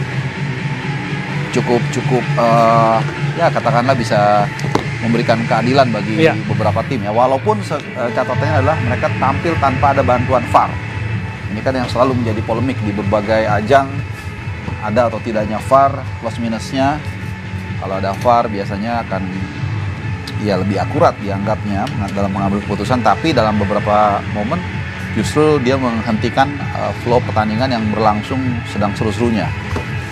Ya, ini pun juga saya sedang mengontak rekan saya di sana karena dia yang bertugas untuk bertanggung jawab untuk broadcast di sana. Ada seorang teman, dia mau menanyakan ke match commissioner tampaknya berapa lama bahwa ini akan disuspended, karena ini adalah kejadian yang tentunya bukan hal yang biasa. Tidak ada masalah dengan lapangan, tidak ada masalah dengan hujannya, tapi masalahnya dengan petirnya. Jadi memang ini tidak tahu berapa lama akan selesainya, karena ini pun juga yang berada di lapangan tentunya masih menanyakan kepada match commissioner seperti apa. Dan yang pasti kita kembali dulu ke studio, kita akan membahas sedikit tentang apa yang terjadi tadi di pertandingan Iran menghadapi Jepang ya. Karena kita sambil menunggu juga mencari info juga, dan yang pasti kita akan terus ngobrol dulu sementara. Yang jelas setelah ini pertandingan walaupun akan dilangsungkan di antara Korea Selatan dan Uzbekistan, akan dilangsungkan di stadion yang berbeda, di Patung Tani Stadium, tapi daerahnya sama juga di Patung Tani ya. Jadi kita berasumsi kalau memang mirip, maka ini juga mungkin bisa menjadi pertimbangan tertentu nanti pertandingan semifinal lainnya antara Korea Selatan dan Uzbekistan. Ya, yang jelas saat ini untuk sementara skor memang masih 2-0 bagi Jepang. Seperti yang Anda katakan tadi, kalau soal lapangan, soal hujan, kelihatannya drainasenya sangat baik. Sangat baik. Ya, tidak ada satu genangan pun kita lihat, satu titik pun, terutama di babak pertama saat hujan mengguyur cukup deras. Ya. Tapi ternyata petir yang membuat akhirnya perasaan wasit Nasrullah getir juga. Betul. Akhirnya. Karena kita lihat juga dari stadion sendiri ya, begitu terbuka, tentunya hanya tertutup di area beberapa tribun yang VIP, bisa kita katakan seperti itu ya. Karena di sisi sebelah kiri kanan itu terbuka dan ini sangat berbahaya, tidak seperti stadion di GBK yang seperti rumah bentuknya, seperti sarang yang tertutup. Tapi ini yang terbuka sekali, jadi memang sangat berisiko tinggi. Dan kita akan lihat nanti beberapa highlight juga yang tentunya akan kami berikan, dan juga kembali lagi ke studio untuk bisa kita bahas tentang bagaimana keseruan dari pertandingan tadi. Tapi sejauh ini, apa yang Anda lihat? Ya, memang kelas Jepang ada di atas Iran, itu harus diakui. Mereka mampu mencetak gol bukan hanya dari satu orang yang memang menjadi top skor mereka, tapi juga bisa mencetak gol dari pemain lainnya, yaitu Yada, yang ini merupakan gol pertamanya dia ya. Kemudian juga yang kedua, kalau kita lihat Iran, walaupun di babak pertama mereka tertekan, mereka kebobolan 2, kemudian juga di babak di 45 menit kedua mereka melakukan sedikit perubahan, memberikan harapan, tapi kelihatannya memang masih belum bisa memberikan gol atau menciptakan gol ke gawang Jepang. Ya, tapi kalau kita lihat juga memang masih sangat jauh ya dari skill individual yang dimiliki oleh pemain Iran dan juga Jepang, ini juga sangat jauh. Meskipun kita tahu bahwa tadi Iran mencoba untuk mengimbangi permainan dari Jepang, tapi tetap tidak bisa diikuti oleh para pemain Iran. Secara kemampuan individu kita bisa lihat ya, pemain Jepang ada di atas pemain Iran ya. Kemudian yang kedua juga secara organisasi permainan juga Jepang jauh lebih baik, ketenangan, dan yang paling penting adalah militansi. Ini yang kadang-kadang orang lupa. Kenapa banyak kejadian-kejadian miracle atau keajaiban, seperti misalnya kalau kita bicara di level klub, ada Leicester yang bisa juara mungkin, atau mungkin di ajang-ajang lain karena mereka punya militansi, mereka punya kekuatan, dan itu yang dimiliki oleh Jepang. Kita bisa lihat beberapa kali dalam bola-bola duel, bola-bola udara, bola 50-50, mereka kadang-kadang tahu tidak kemungkinannya menangnya mungkin hanya 40%, tapi mereka lakukan untuk membuat lawan juga jatuh mentalnya dan terganggu dalam mengambil keputusan. Ya, tapi memang kalau kita lihat tadi sepanjang jalan di babak kedua yang baru mulai juga memang terlihat cukup sulit ya bagaimana Iran untuk bisa mengembangkan permainannya. Dan kita akan melihat juga beberapa highlight tadi tentunya yang menarik setelah gol yang dilakukan oleh Yada. Ya, ini sebuah gol yang sangat ciamik yang saya katakan tadi. Bangunan serangan itu dari sayap ya, dari Kawamura tadi, walaupun ada flick juga dari Sato. Betul. Sebelum diselesaikan dengan luar biasa oleh Yada, pemain nomor 6, pemain jangkar yang berduet tentunya dengan Yamamoto di pertandingan kali ini. Betul. Dan ini adalah blunder tadi yang nyaris dilakukan oleh Wataru Goto. Iya. Dan ini juga saya baru dapat info dari rekan saya yang berada di lapangan, ini yang ngurus broadcast pertandingan ini. Wasit akan mulai mengecek lapangan, tapi sudah pasti ini pertandingan akan berlangsung 10 menit lagi. Oh, 10 menit lagi. Jadi informasi lama, yang sangat luar biasa ya. Jadi ini membuat kita juga lebih tahu seperti apa situasinya. Dan ya mirip dengan lapangan kalau banjir juga, tapi kalau banjir biasanya dites ya, dites dengan bola begitu. Tapi karena ini petir, mungkin mereka ada mekanisme tertentu, dan ternyata kita sudah dapat konfirmasi sangat luar biasa. 10 menit lagi kurang lebih mungkin ya, mudah-mudahan lebih cepat bahkan. Betul, karena kita tahu bahwa ini adalah suatu hal yang tidak bisa diprediksi. Sekali lagi kalau misalnya lapangan yang tergenang air ini masih terlihat diprediksi, tapi kita lihat langit yang cerah, sudah mulai cerah, dan juga air hujan sudah tidak ada, tapi geluduknya belum hilang. Yang menjadi masalah, karena kita banyak sekali melihat juga beberapa kejadian ya, bahkan Anda bisa melihat di sosial media atau bahkan di apapun itu, ada beberapa kejadian terutama di pertandingan sepak bola. Saya pernah melihat di Afrika kalau tidak salah, ketika ada petir tidak menyambar pemain, tapi menyambar ke stadion, tapi satu lapangan itu semuanya terkapar. Iya, karena mungkin sistem getaran getarannya tidak sempurna. Betul. Ya. Ya, yang jelas kita memberikan apresiasi ya buat wasit tadi yang lebih mengutamakan. Sudah mulai. Berarti mulai. lebih cepat ya. Lebih cepat. Tadi ya. mungkin perkiraan terburuknya ada 10 menit, tapi kita lihat sudah cerah kembali dan sudah aman tentunya. Dan pertandingan kembali dimulai, alhamdulillah ya, tidak terlalu lama. Dan wasit pun juga tampaknya sudah mendapatkan ketenangan sekarang dari ahlinya. Dan mungkin mudah-mudahan pemainnya juga tenang juga. Karena pasti juga secara psikologis ada kebawa. Kita lihat ya. Ini akan jadi, ya terus terang saya baru sekali nih melihat ada pertandingan dihentikan gara-gara petir. Betul. Ya, di pertandingan kompetitif tentunya ya. Iya, apalagi kalau kita tahu bahwa di pemain-pemain di Jazirah Timur Tengah ya, ini jarang sekali untuk mendapatkan hujan sebetulnya. Betul. Dan mendapatkan petir seperti ini mungkin baru bagi mereka, tapi untuk Jepang sudah sangat terbiasa, untuk kita juga sudah sangat terbiasa. Iya. Dan tentunya sekarang pertandingan berjalan dengan cukup baik. Kita lihat dari sisi lapangan pun cahaya sudah mulai terlihat lebih baik ya. Meskipun ini sudah mulai waktu malam karena di sana sekitar pukul 7 malam untuk waktu Indonesia bagian barat ketika mereka matahari terbenam ya. Iya. Agak telat 1 jam. Betul. Untuk matahari terbenam.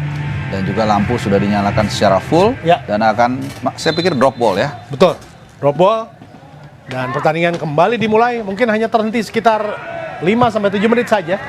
Jadi memang betul tadi wasit ketika mengecek apa yang terjadi dan kembali dimulai menit ke-54.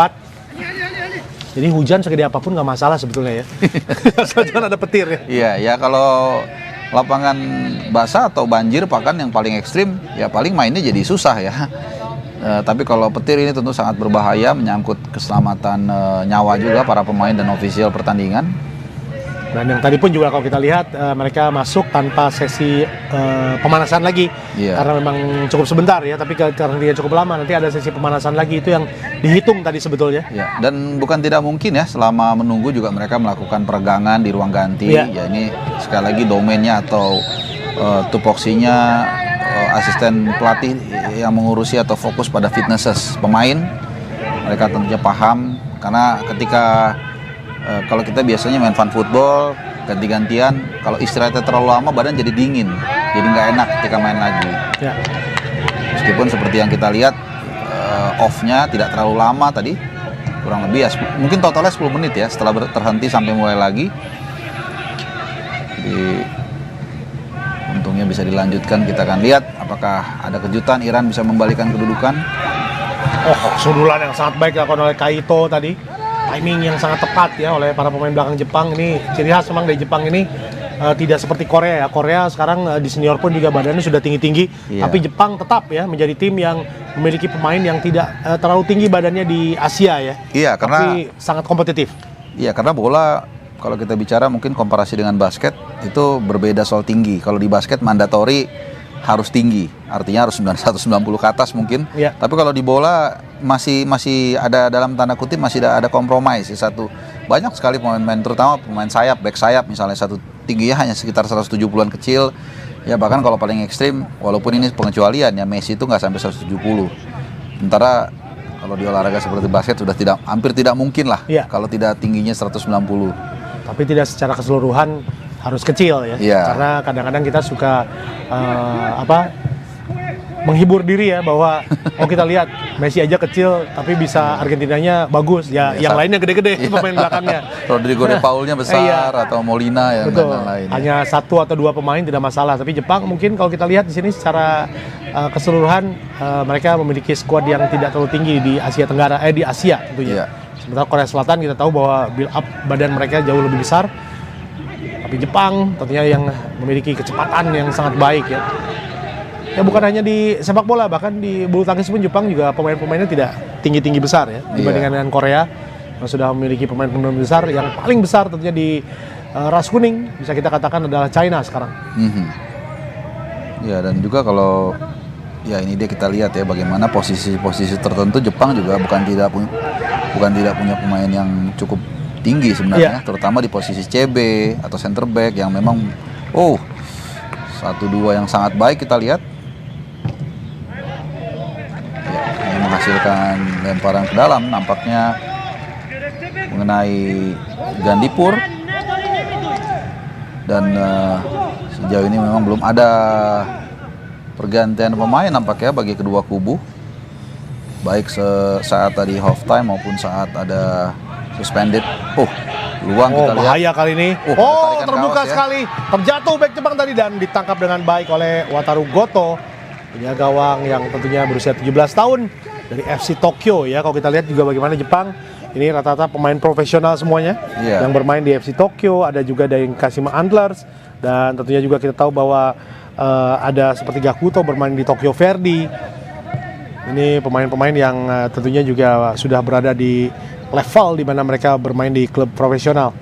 Ya, sedikit berbeda mungkin ya di Indonesia yang lebih banyak masih belum bermain di level profesional ya, karena kita bicara nanti nih akan menjadi peserta Piala Dunia U17 di Indonesia. Ya. Sementara di Jepang seperti yang Anda katakan tadi memang betul sudah banyak dari mereka yang masuk di klub profesional walaupun memang masih sebagai reserve ya atau pemain cadangan. Ya. Seperti Malaysia kemarin rata-rata semuanya 99% berada di Akademi Perserikatan Sepak Bola ya. Iya. Di Johor pasti. Sementara hanya satu pemain pro mereka di Jepang tentunya sudah diterjunkan ke dunia pro melalui klub-klub, karena kita tahu bahwa klub-klub di Jepang ini mesinnya adalah perusahaan ya. Iya. Dan itu yang membuat akhirnya mereka bisa memutar roda kompetisi, bisa kompetitif dari ya kalau mungkin istilah sekarang CSR perusahaan. Iya. Dan pembinaan mereka benar-benar menerapkan 5 syarat klub profesional. Salah satunya adalah mempunyai youth development atau liga internal di luar aspek-aspek lainnya seperti badan hukum dan sebagainya. Dan memang benar-benar menjadi backbone bukan hanya timnas tapi juga ekspor pemain mereka ke Eropa. Baik sekali kali ini. Kawamura nampaknya kalau kita lihat dari ya betul sekali. Ini yang saya katakan, kaki kiri dan kanannya hampir sama bagus. Iya. Dan tadi juga kita melihat kalau gol yang diciptakan oleh Kohei Mochizuki tadi dia juga mencoba untuk menendang dengan kaki kanan, kaki terkuatnya tidak berhasil, tapi kaki kirinya juga sama ganasnya ya. Jadi ini pentingnya bagaimana pemain bola ini bisa kiri dan kanan sama kuatnya. Iya, karena lawan juga lebih susah untuk mapping atau men-screening atau membaca kecenderungan seorang pemain kalau dia punya dua kaki yang sama kuat. Ya, Esmario melakukan transisi serangan ke kotak penalti kali ini dan berhasil dihalau kembali oleh Kaito. Ya, yang menarik adalah bagaimana recovery posisi dari para pemain Jepang ini sangat luar biasa. Tadi ketika ada tekanan dari dia menyerang, kemudian harus transisi bertahan, langsung 6 bahkan sampai 7 pemain ada di sepertiga pertahanan Jepang, sehingga sulit bagi Iran untuk mencoba memaksimalkan dominasi mereka dari segi postur tubuh.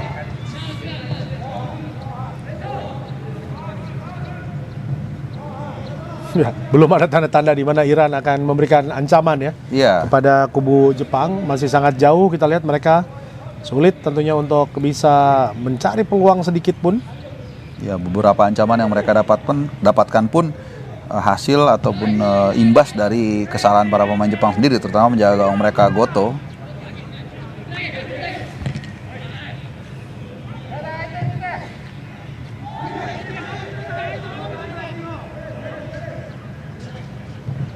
Umpan yang sangat baik tadi dilakukan oleh Koe. Untung bisa dibaca tadi dengan sempurna. Kembali lagi Iran mendapatkan bola, Mahan. Abul Fazi. Kita lihat pola yang sudah terbaca dari Iran. Sejauh ini sebenarnya cukup lumayan, tapi kita lihat ya, hanya mentok di sepertiga garis, sepertiga pertahanan lawan. Sulit sekali mereka ketika melakukan umpan kunci di momen mereka mau terakhir. melakukan gebrakan, mengajak sprint juga kalah ya. Secara speed terlihat tadi bagaimana ketika Ismail Samian mendapatkan bola langsung bisa dikejar oleh para pemain dari Jepang yang pasti speednya jauh lebih cepat di sini. Ya, memang sekali lagi kualitas berbicara di sini. Ini kita lihat bagaimana gestur para pemain Jepang lebih rileks, lebih tenang. Turnover buat Iran. Ya, Teheri pemain yang cukup frustasi, mendapatkan banyak peluang. Kita lihat ada pergantian pemain nampaknya. Ya, betul. Digantikan Reza Ganpur. Reza diganti pemain nomor punggung 17, diganti oleh pemain nomor punggung 15. Iya, Askari ya. Muhammad Askari. Ini tampaknya juga sulit untuk ngotot ya, kita lihat para pemain dari Iran meskipun masih ada 30 menit ya. Tapi ya targetnya sudah tercapai sebetulnya, masuk ke putaran final Piala Dunia ya nantinya. Iya, betul. Jadi ini adalah istilahnya bonus stage. Betul. Buat semifinalis. Dan tampaknya Iran pun juga sudah mencari di mana akan tempat menjadi base di Indonesia ya. Meskipun belum ada pengumuman mereka akan berada di grup mana dan tinggal di kota mana ya. Ya, Agustus nanti akan dilakukan drawing Piala Dunia U17 dan nampaknya juga PSSI masih kebingungan ini untuk menentukan stadion ya. Karena Liga 1 juga lagi bergulir. Betul. Terutama yang di Jakarta ya. Oh, terjadi salah pengertian di antara kedua pemain Iran tadi. Iya, sayang sekali sebuah peluang yang sangat baik diciptakan. Nah, ini yang saya katakan tadi, selalu di momen terakhir mereka tidak bisa memaksimalkan peluang yang mereka ciptakan sendiri.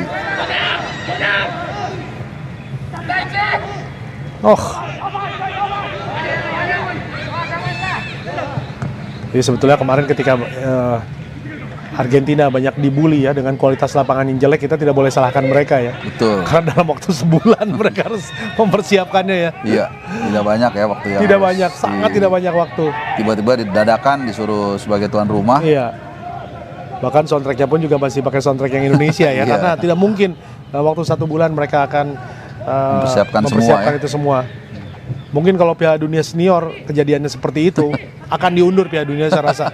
Iya, Karena betul. persiapannya tidak mudah ya. Iya, bahkan kalau kita berkaca Qatar itu mereka mempersiapkannya 12 tahun itu. 12 tahun, betul. Komplek Lusail itu 2010 saat mereka diumumkan itu masih padang gurun Iya. gitu. Jika dalam waktu misalnya 3 bulan sebelum acara dimulai, tentunya tiba-tiba Qatar dilanda bencana atau perang, harus pindah ke katakanlah kemana, ke Jerman saja belum tentu siap juga, karena mereka harus adjust semuanya ya. Iya. Meskipun itu negara yang maju ya dari sisi sepak bola, stadion tinggal pakai, tapi tidak mudah juga. Memang ini event-event Piala Dunia baik di senior maupun enggak, ini kan event-event yang besar ya. Iya. Walaupun cabang olahraga satu, tapi melibatkan banyak negara, kemudian supporter yang datang, itu banyak sekali faktor-faktor yang harus diperhatikan, terutama keamanan, ini yang paling penting sebenarnya. Iya. Jangankan soal supporter, lapangan saja udah sensitifnya luar biasa ya. Iya, satu cerita tersendiri untuk soal lapangan saja ya, atau stadion. Belum lagi nanti kota-kotanya berapa jaraknya. Seperti misalnya lagi kalau kita bicara Piala Dunia Rusia 2012 itu kan kalau benar-benar dia merata dipakai di seluruh daerah itu Rusia sampai luas Siberia ya. Sampai Siberia, sampai di atas Jepang ya. Tapi kan tentunya yang fokusnya banyak di daerah Rusia bagian barat. Ya tentu kita berharap juga apakah Iran atau Jepang nanti yang Iran dan Jepang pasti akan ke Indonesia. Ya kan tentunya bisa mendapatkan pengalaman yang berharga yang juga menjadi PR buat Indonesia ya. Karena turnamen-turnamen ini memang sebenarnya secara nggak langsung seperti iklan. Iya.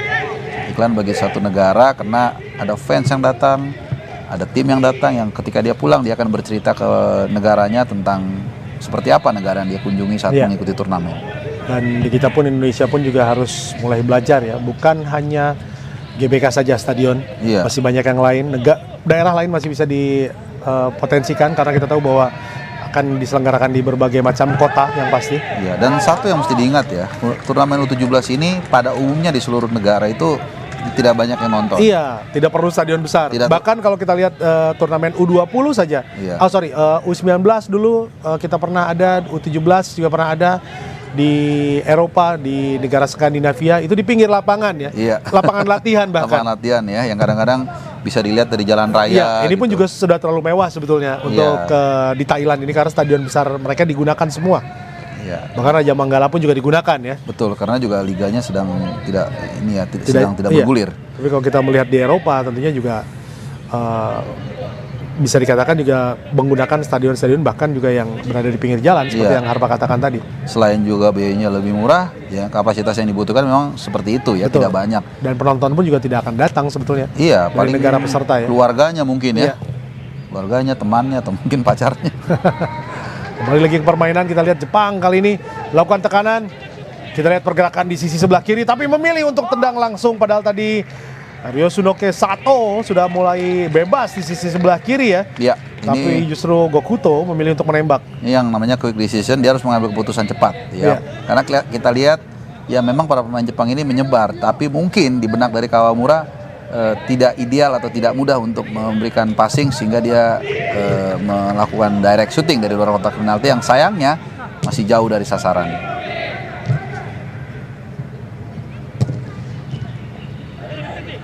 Kontrol bolanya mereka sangat luar biasa ya. Kalau kita lihat kan ini kan anak-anak berusia SMP SMA sebenarnya. Tapi sudah seperti pemain umur 25. Iya. Rata-rata ini ada tim dengan umur sekitar 16,2 tahun ya. Ya. Jadi 16 tahun lebih sedikit lah ya kalau kita lihat rataan pemainnya. Mungkin umur-umur SMA awal lah. Tapi kita lihat skillnya sangat luar biasa. Inilah pengorbanan mereka sebenarnya. Ketika umur dari 6 tahun 7 tahun mereka sudah mungkin ikut SSB, menghabiskan banyak waktu untuk latihan.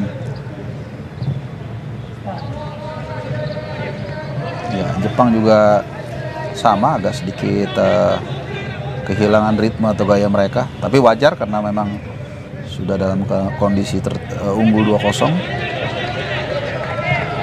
Dan juga kita dengar petir nampaknya sudah berganti shift dengan bulan ya. Sudah tidak terdengar lagi.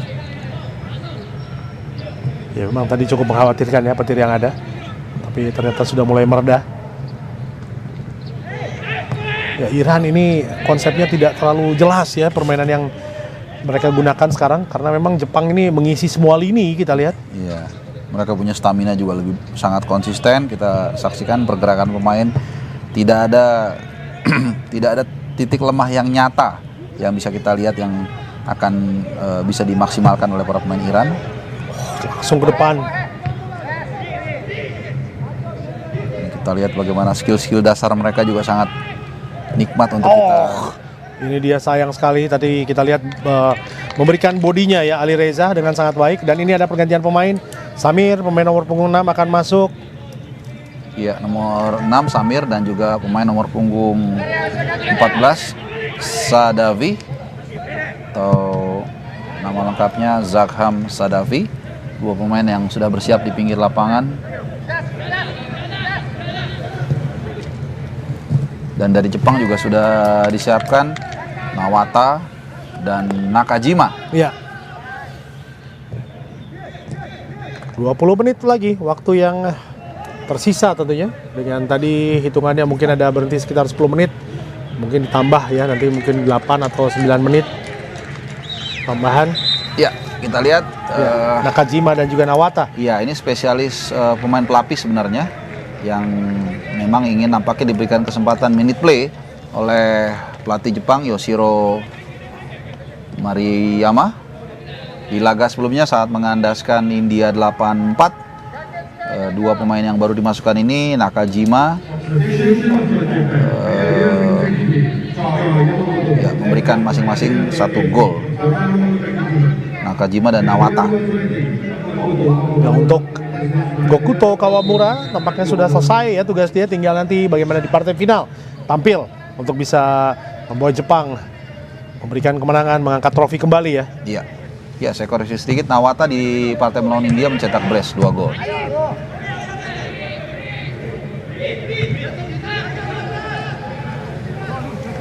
Ya, tentu siapapun lawan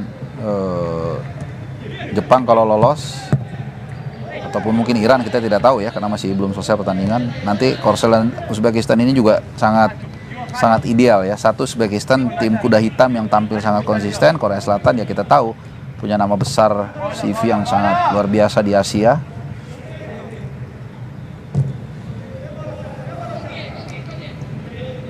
Dan semifinalis di Piala Asia kali ini yang nanti akan berlaga di Piala Dunia ini juga cukup mewakili Asia ya. 2 dari Asia Timur, 1 dari Jazirah Arab dan 1 lagi dari Uzbekistan dari pecahan Uni Soviet. Terjatuh di sini dan ini kesempatan yang tidak boleh disia-siakan tentunya. Ya. Kita lihat bagaimana Mochiwaki kembali. Kartu kuning diberikan kepada Zamani. Sekaligus diganti tampaknya dia ya. Iya. Jadi bersih lagi kuota kartu kuningnya ya, bagi pemain yang baru masuk menjadi 0. Ya, Samir dan tentunya tadi Zakham Sadavi ya masuk. Iya. Ini dia Zakham. Ya, dan juga yang tarik juga adalah Amir Muhammad Razak ini ya. Ya, memang kalau kita lihat juga pertandingan berlangsung datar sebetulnya ya. Iya. Tidak ada ngotot adu serangan seperti yang kemarin kita lihat ketika Uzbekistan bermain ya.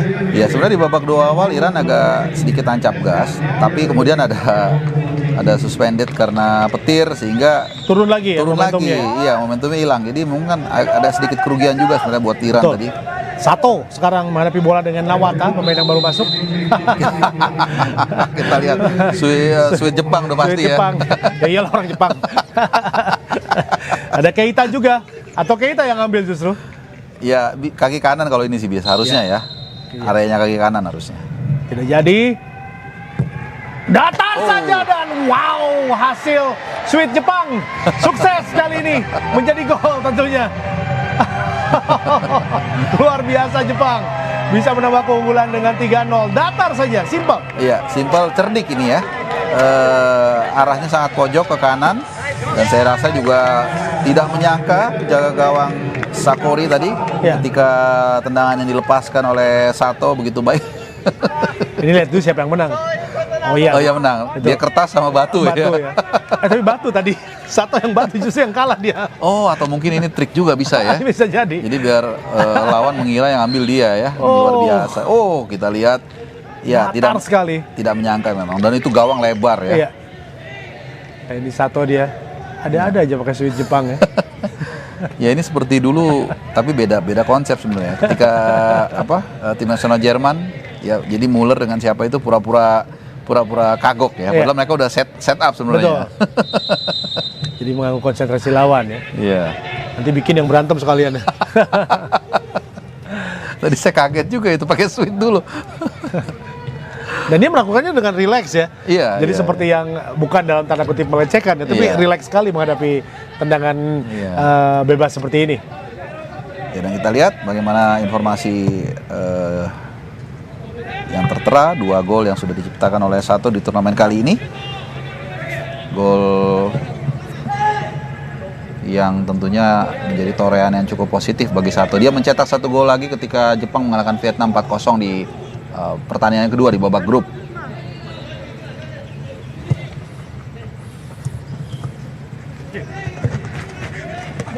Sulit kita lihat Pelanggaran kartu kuning ini harusnya nih. Iya. Marah tadi lihat Nima Ardas.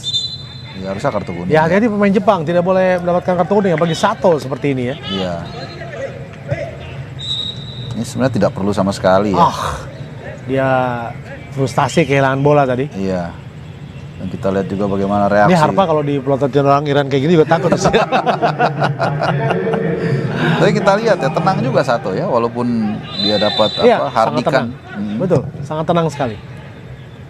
Karena banyak orang juga mungkin lupa bahwa kompetisi seperti ini bukan hanya mengasah skill tapi juga mengasah Betul. emosi sebenarnya. Pelanggaran lagi ya. Ya, Hesam.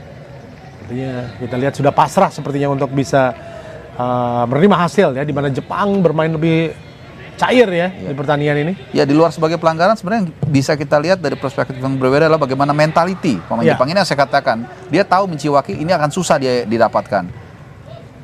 Tapi dia tetap berusaha. Ya, pelanggaran kah? Apa yang terkena kali ini? Saya Seperti rasa- kesakitan tadi. Ya, Jepang tapi hebatnya juga tidak takut untuk tampil fisikal ya Betul. di pertandingan ini. Ya, padahal secara postur kita lihat mereka kalah besar ya.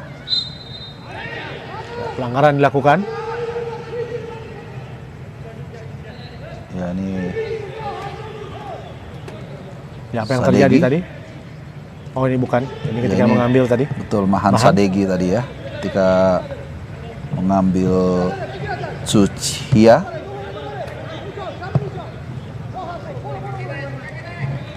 Empat 14 menit lagi sebetulnya dari waktu normal, sekitar 13 menit lagi maksud saya dari waktu normal. Dipotong tadi mungkin juga waktu yang berhenti diakibatkan oleh ada di suspend tadi pertandingan. Oh, kita baik lihat. sekali timingnya tadi oleh Ervan. Van Darvis Ali. Ini dia Sato yang tadi sudah mengantongi kartu kuning karena melakukan pelanggaran yang sebenarnya tidak perlu kepada Andars, bek kanan dari Iran yang cukup rajin juga naik ke atas.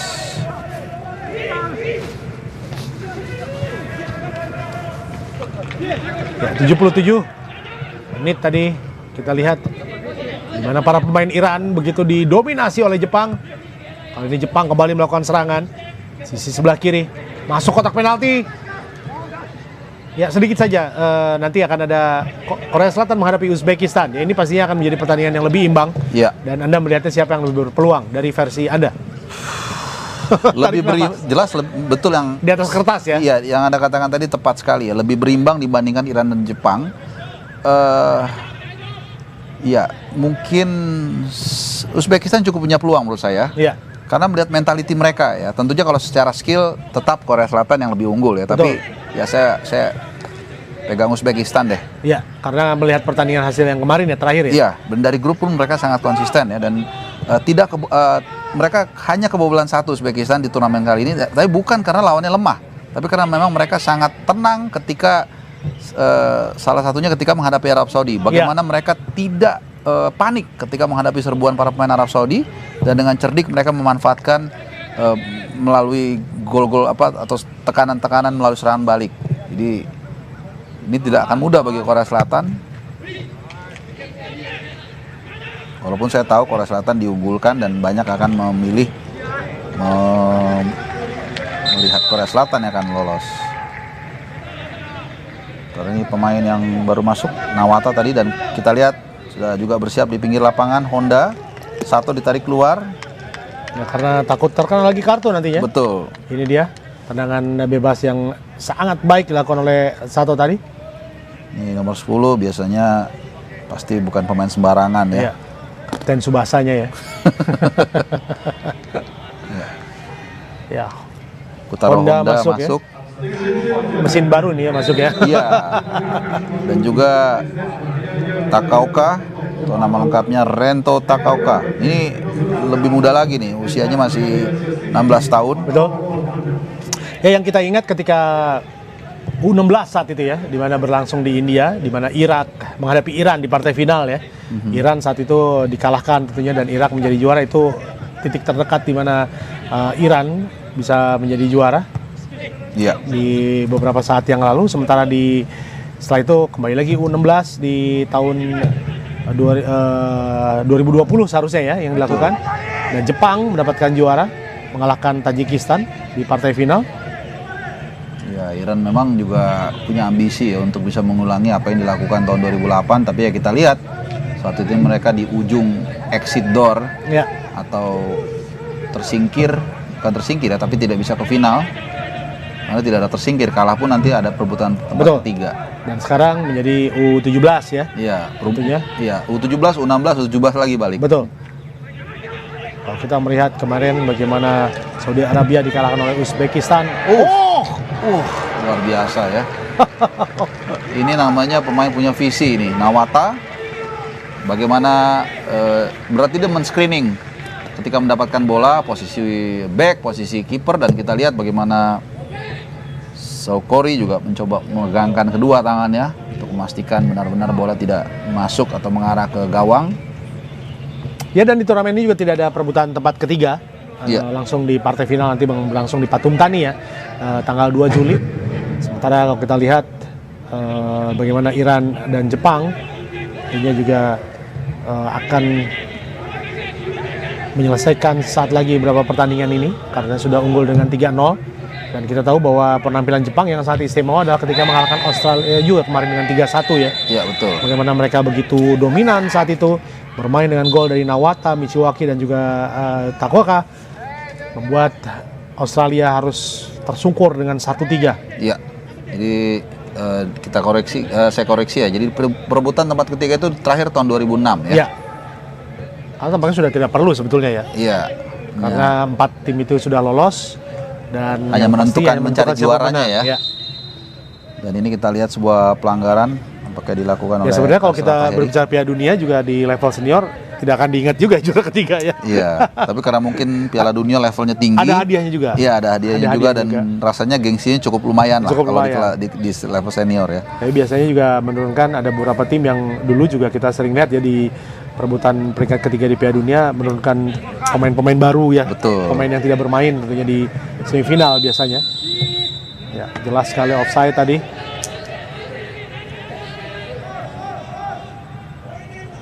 Nawata lagi-lagi. Oh, tipis sekali ini. Kalau pakai VAR mungkin bisa jadi 50-50. Iya. Nah, bagi Korea Selatan tuh yang menghadapi Uzbekistan, yang patut diwaspadai adalah bagaimana Korea Selatan menempatkan dua pemainnya berada di posisi teratas ya untuk pencetak gol terbanyak, yaitu Kim Myung Jun dan juga Yan Dong Yung dengan 4 gol masing-masing ya. Betul. Ini yang harus diwaspadai.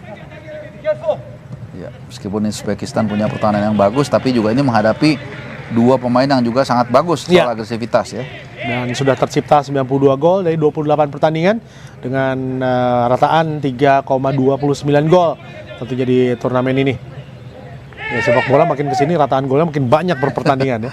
Ya, karena kita tahu peraturan-peraturannya juga semakin Oh, ini dia peluang kali ini, sayang sekali terlalu tinggi tadi tendangan kaki kiri yang dilakukan oleh pemain nomor punggung 11 Takaoka ya. Takaoka yang kemarin mencetak gol menghadapi Australia ya. Betul. Dia mencetak gol ketiga ya saat mengalahkan Australia 3-1. Dan sejauh ini itu adalah satu-satunya gol yang diciptakan di turnamen ini. Satu dari banyak pemain Jepang yang mencetak 1 gol saja.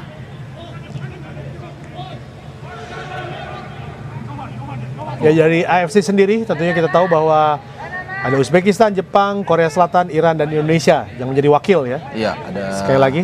Dan ada Kram dulu di sana sementara. Dan yang pastinya kita lihat Indonesia debut di Piala Dunia Under 17. Tentunya untuk Iran sudah 4 kali di 2001, 2009, 2013, 2017. Sementara Korea Selatan 6 kali. Sejak 87 mereka sudah mulai masuk. Iya. Jepang 9 kali dari tahun 93 berturut-turut hingga akhirnya bagaimana 2019, 2017, 2013 terakhir mereka masuk juga dengan 9 kali menjadi rekor tertinggi untuk kawasan di Asia. Sementara Uzbekistan 2 kali, 2011, 2013. Iya, dan ironisnya adalah dengan sederet prestasi seperti itu ya, artinya Jepang yang sangat dominan, kemudian Korea Selatan yang Anda katakan tadi sudah berpartisipasi 6 kali di Piala Dunia antar klub U17, tapi dalam sejarahnya wakil dari Konfederasi AFC ini belum pernah mencapai final di Piala Dunia U17. Prestasi terbaik adalah semifinal, yaitu dilakukan oleh Bahrain tahun 89, kemudian Qatar 91 dan juga Oman tahun 95. Jadi sama dengan Piala Dunia Senior ya. Iya. Karena Piala Dunia Senior pun juga Asia maksimal di semifinal. Semifinal ya, di Korea Selatan. Dan itu pun saat jadi tuan rumah dengan berbagai kontroversi. Hampir semua tim yang dilalui oleh Korea mendapatkan kartu merah. Betul. Kalau kita lihat. Padahal Asia ini benua dengan penduduk terbanyak ya. Jadi banyak sekali memang tugas dari AFC ini untuk bisa membenahi anggota-anggota di bawahnya untuk bisa lebih kompetitif dan berbicara banyak di level dunia. Betul. Karena culture yang harusnya juga ditekankan di sepak bola seperti ini ya. Farjad masuk, pemain nomor punggung 19. Dan juga sudah dipersiapkan di pinggir lapangan. Moren ya tampaknya. Iya, Moredi. Dan ditarik keluar nomor punggung 7 Asmaril. Dan tentunya juga dengan masuknya Farja dan Moredi ini pastinya akan memberikan kesempatan bagi kedua pemain ini untuk bisa mencicipi bagaimana di semifinal untuk di AFC Under 17 Asian Cup ini yang akan dirasakan oleh mereka hanya 1 kali seumur hidup. Betul. Ya, pengalaman yang tentunya sangat berharga. Ya. Dan Mahan Sadegi juga tadi ditarik keluar. Jadi memang pelatih Hossein Abdi ingin memaksimalkan kuota pergantian pemain dengan memasukkan pemain-pemain cadangan. Dan terlihat sudah, saya pikir tidak akan banyak lagi yang bisa dilakukan oleh para pemain Iran. Bukan soal skor 3-0 ya, tapi permainan mereka yang kita lihat ya mampu dipatahkan dengan baik oleh para pemain Jepang. Ya, mungkin saya pikir mereka akan sudah cukup puas kalau bisa ada gol hiburan. Itu pun kalau mereka bisa melakukannya. Dan ini lihat mungkin akan melakukan long throw in. Nah, konon katanya kekuatan Nong Troin ini seperti dikatakan Pratama Arhan adalah di perut ya, di sekitar perut, bukan di tangan. Dan dia pun juga Arhan mengambilnya larinya agak miring dulu sedikit ya. Betul. Melemparnya tidak lurus seperti ini.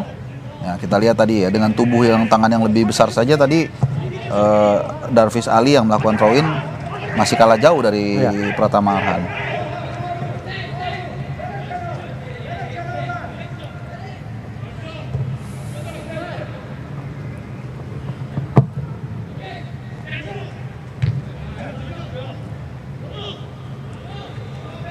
Ya, masuki menit ke 88, kita lihat sini, nah ini dia. Mencetak gol Kim Young Jun dan juga Yeon Do Young dengan 4 gol masing-masing. Kohei Mochizuki dengan 3 gol setelah quarter final sekali ini. Ya, pastinya Korea Selatan tentunya akan jadi favorit kuat ya untuk pertandingan nanti. Betul. Yang menghadapi Uzbekistan. Ya, Mochizuki harusnya udah 4 ya, karena 3 tambah 1 lagi tadi gol.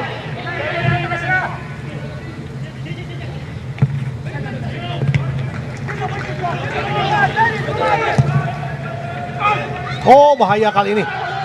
Oh, pelanggaran terhadap penjaga gawang jelas. Ya, karena bolanya sudah ya ada gangguan kepada penjaga gawang Goto. Ini dia, dan bolanya juga lebih dikuasai oleh Goto tadi. Ya, good call dari wasit Nasrullah. Ini dia penjaga gawang yang menurut saya cukup beruntung pada malam hari ini. Tapi tentunya dia tidak bisa bermain seperti ini nanti ketika menghadapi antara Korea Selatan atau Uzbekistan. Ya. Kita belum tahu waktu tambahannya berapa sekarang. Saya pikir minimal 10 menit ya, karena tadi ada gol, kemudian ada berapa kali terhenti, plus juga suspended match karena petir.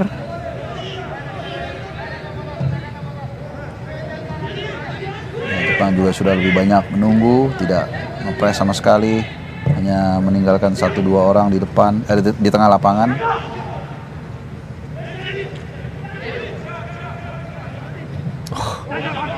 Sulit sekali ya, kita lihat. Ya, rapi Jepang ya. Betul-betul rapi dan rapat sekali. Tidak diberikan kesempatan sama sekali. Matsumoto yang betul-betul memberikan segalanya kali ini. Wah, number 7 sekarang masuk. Sugiura. Ya, Mochizuki yang mencetak gol tadi dengan kaki kirinya digantikan. Pemain ini sudah akan dipersiapkan di partai final tentunya. Dan masuk Sugiura. Ya, Sugiura ini juga sama. Ini pemain. Sugiura pemain yang ditampilkan sebagai hanya 5 menit waktu tambahan. 5 menit ya. Ya, karena sudah buat apa juga ya. Iya. Tambahan sampai 15 menit pun juga tampaknya sulit ya. Iya. Jadi sebenarnya kurang ya kalau kita lihat dari match suspended. Ya, kalau kita lihat dari waktu berhentinya sebenarnya lebih ya. Oh, berhenti lebih. Karena dihitung dari menit terakhir. Ya, waktunya tidak berjalan. Tidak ya. berjalan, betul. Jadi karena disuspend. 5 menit itu hanya waktu yang terbuang sesuai aturan FIFA. Betul. Saya pikir tadi yang mulai itu waktunya sudah berjalan, tapi ternyata berhenti tadi. Lupa tadi karena di suspend. Iya. Ya. Jadi kita tadi masuk pun juga di menit 54 sekian tadi kalau tidak salah ya. Ya, jadi stopwatch-nya juga berhenti juga ya. Ya. Semuanya berhenti dan hanya 5 menit waktu tambahan tentunya. Oh, coba lakukan serangan sekarang Iran. Oh, hampir terkena wajah tadi. Handsball ya. Yang memang sepak bola Jepang ini sangat rapi ya, apa yang mereka lakukan ya. Iya, kalau federasinya juga sangat bagus sekali. Iya.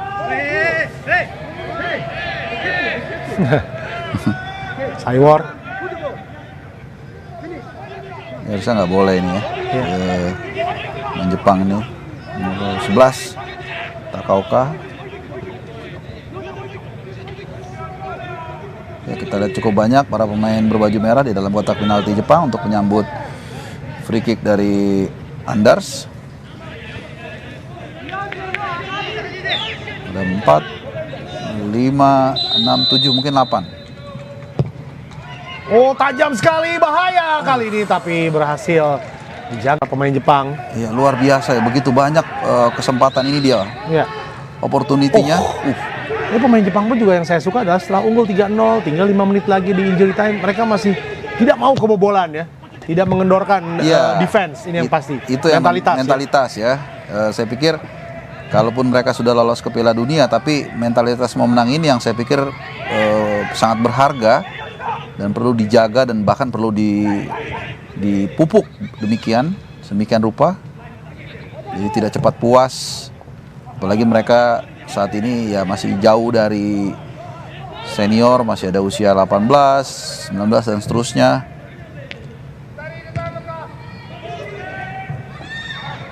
Oh, Kita lihat apa yang terjadi. Pelanggaran. Nampaknya ya mencoba menggunakan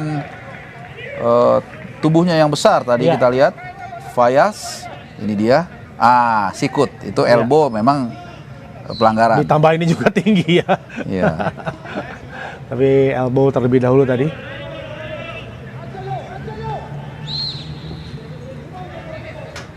Ya, kita lihat bagaimana waktu terus berjalan. Ya, Fajar tadi mengatakan ini apa namanya? Waktunya supaya dihentikan sejenak tadi karena dianggap Goto agak mendelay permainan. Ya, minimal ada oleh-oleh 1 gol tampaknya ya. Ya, ini yang dibutuhkan. mungkin coba dicari oleh para pemain Iran. Iya.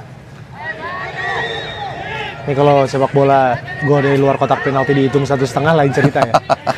Lebih terbuzzer ya. Lebih terbuzzer. Karena hanya tinggal butuh 2 gol saja ya Iya. dari luar kotak penalti. 1,5 kali 2 gitu ya. Ya, kembali lagi. Ya, hanya tendangan gawang nampaknya cukup baik. Kita lihat penampilan dari Matsumoto. Betul. Ini dia.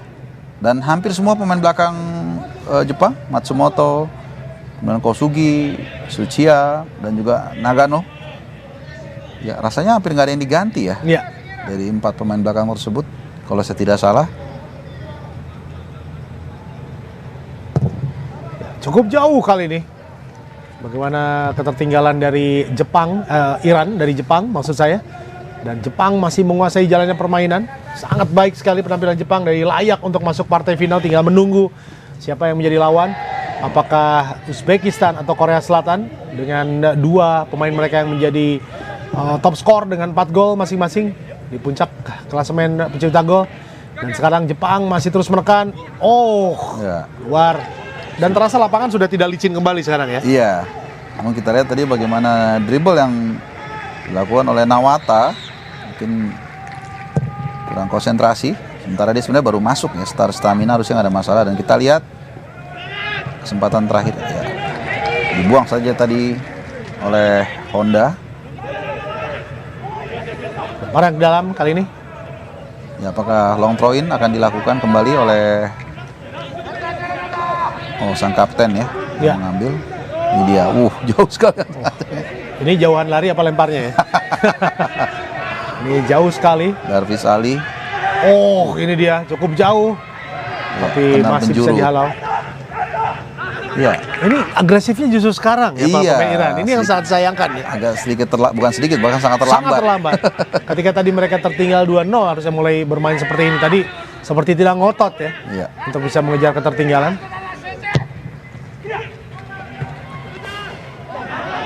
Ini kita lihat juga dari bangku fotografer tidak terisi sama sekali ya. Iya. Di belakang gawang.